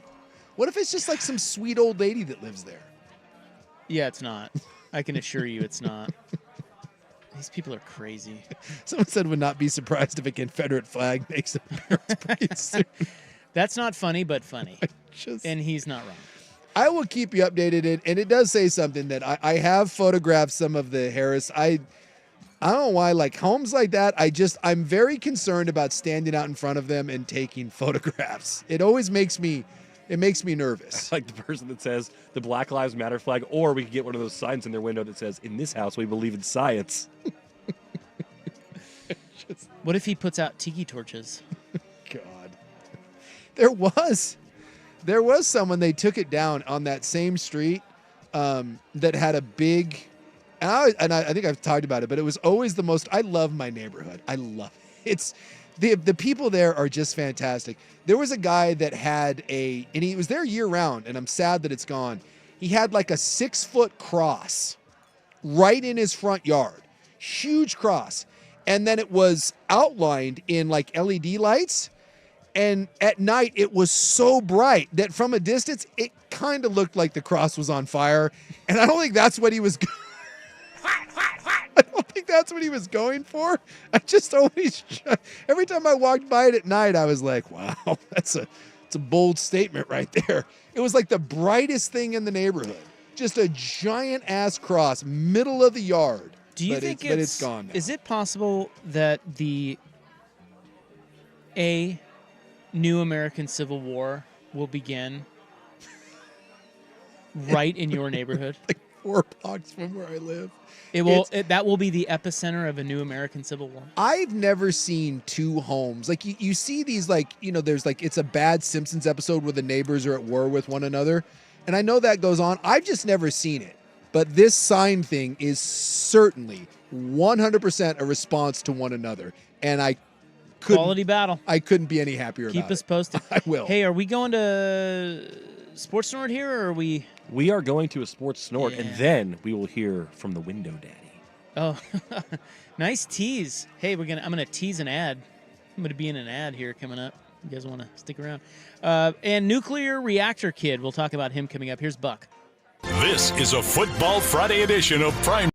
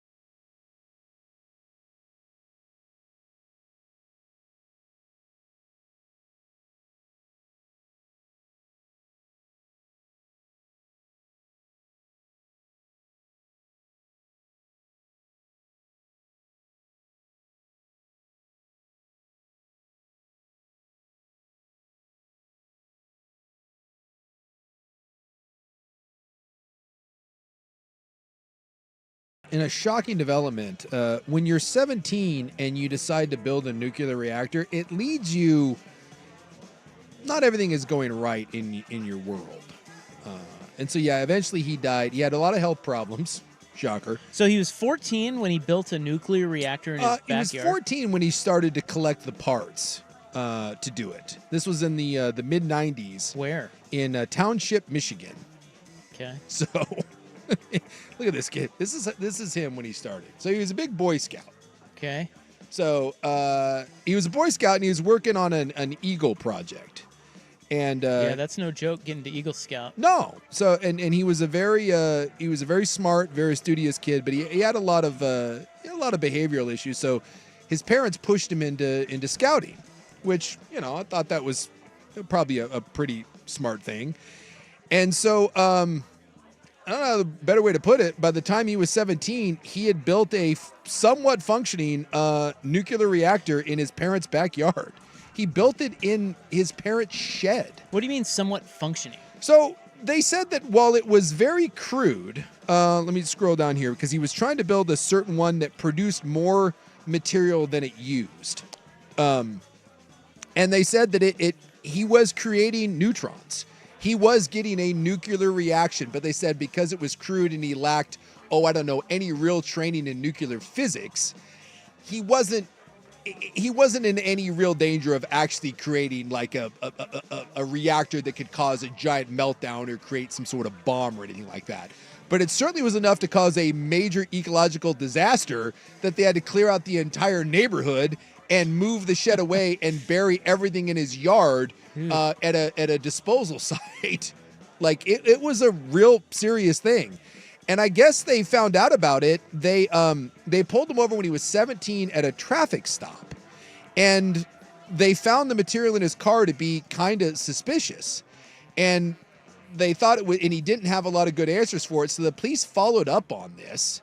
And some people around his neighborhood had reported some strange goings on. So they get a search warrant. They go into the backyard and the cops look in there and they're not certain. They originally thought it was like a bomb or something. I'll show you a photo of it. So they call in and eventually they had to call in the EPA, and the EPA came in and was like, no, my man had built this in his parents' shed. Okay. He had built a reactor. And so that's when they came in and... What was he going to do? He just said he wanted to see if he could build one. And he did. He was actually producing neutrons. It says his experiment fell short of creating a self-sustaining chain reaction necessary. It was a breeder reactor. So while he was creating neutrons, it was not enough to get the chain reaction going to produce more. All right. That's what I wanted to Says know. his materials were impure, his methods ineffective, and he just didn't know enough about nuclear physics to pull it off. Wow. At 17, and so this was my question. So I went down this whole rabbit hole because I was thinking, how the hell do you even start to do this? And as a Boy Scout, he said he specifically wanted to build this type of reactor, and his mother and stepfather had no idea what he was doing. They said they just didn't bother him because he was not bothering them. He said he just worked. He worked in the backyard, and the parents were like, he seems busy. He's not causing any problems. He had behavior problems. So they just left him alone. So for the radioactive elements, he said he took apart household items in scavenged junkyards. He got Americum-241 from smoke detectors. He went and found over 1,000 smoke detectors, and apparently this element is available in very small portions of smoke detectors.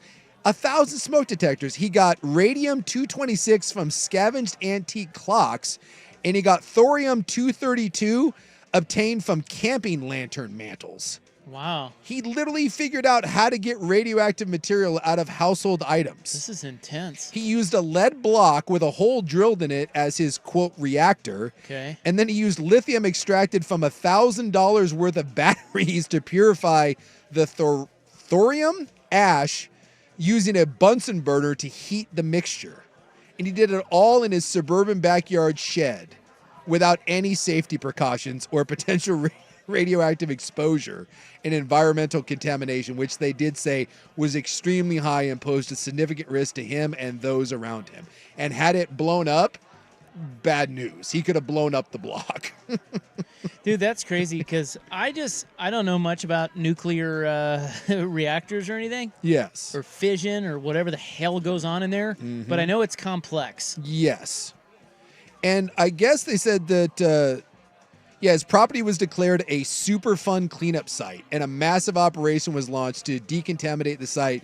The shed, along with all of its contents and a lot of the yard debris, was dismantled and had to be transported to a nuclear waste disposal site in Utah. They had to take it from Michigan to bury it in Utah. The discovery sent shockwaves through the community and, more importantly, the EPA, recognizing the potential environmental hazard, and they had never seen anything quite like it. Wow. This was after a routine encounter with police during a traffic stop. Officer discovered suspicious materials in his car, triggered an investigation because they thought it was bomb material. No, he was building a backyard reactor. And the best part, he tried to do it again. After he got in trouble. Well, dude, once you get a taste of that. Yeah. He went back. And the Eagle Scouts tried to say that because he was going to do this for his Eagle project. And it says, despite the high-ranking scouting officials' efforts to rob him of the honor on account of the dangerous experiment, eventually he was indeed awarded the rank of Eagle Scout for building an illegal nuclear reactor. So he did. Yeah, and then I read he drank himself to death. Yeah. He bounced around. He joined the military, a bunch of other things. Nothing ever really satisfied him, and then he went back to try to build another reactor. That one got busted way early on. I guess he started calling nuclear sites and pretending to be someone else to try to gain access to information and better materials, and they sniffed him out. Is he pretending to be Putin? He just was pretending to be someone that worked at different government this facilities. Is Kim Jong-un. I'm wondering if you could give me some information about your nukes. What the hell? What do you? So he's probably like, this is a Bill down at the Charlotte branch. I'm wondering if you can tell me what your levels are for da-da-da-da-da. Like impersonating someone else in the industry, maybe. Yeah. So so people and he's got just like, oh yeah, Bill. I'm at a 119 here on the fission. Go ahead and drop a Therium in there, and you should be good to go, blowing up the whole city. So someone at one of these actual nuclear sites got suspicious, and they placed a tip to the FBI and said, hey, we're getting some phone calls. This seems a little wonky. So the FBI, he was obviously on the radar because, well, he tried to build one when he was a kid. So they call him, and he's like, no, I don't know what you're talking about. But the FBI thought it was so suspicious, even after the phone interview, that they decided to pay a visit to him in person. So they went to a face-to-face encounter with him where he faced a series of questions and he couldn't really answer them.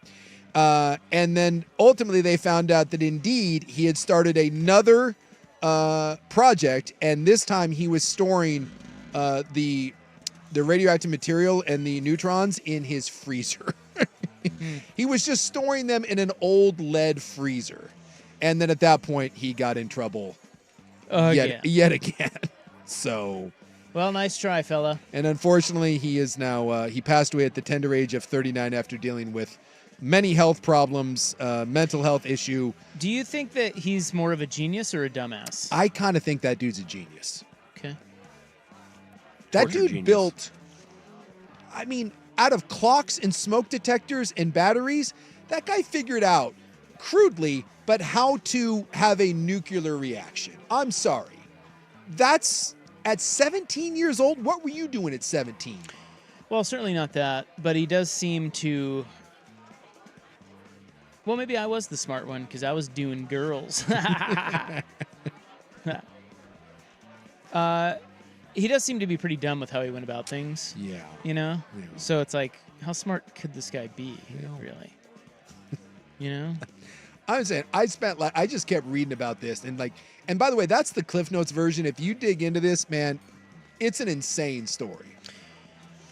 Speaking of insane, I can no longer watch him. I am officially not. Is Kansas going to break you? Yes, they're going to winning. break me. Yeah, dude, you're not watching it. Not for long. Trust me, not for long. 8 Jayhawks touched a fumble yes. that didn't get recovered by them. 8 of them dropped it. No, 11 of them. We'll wrap it up next on The Fan. Another close shave with a heavy underdog. Here's Sappington.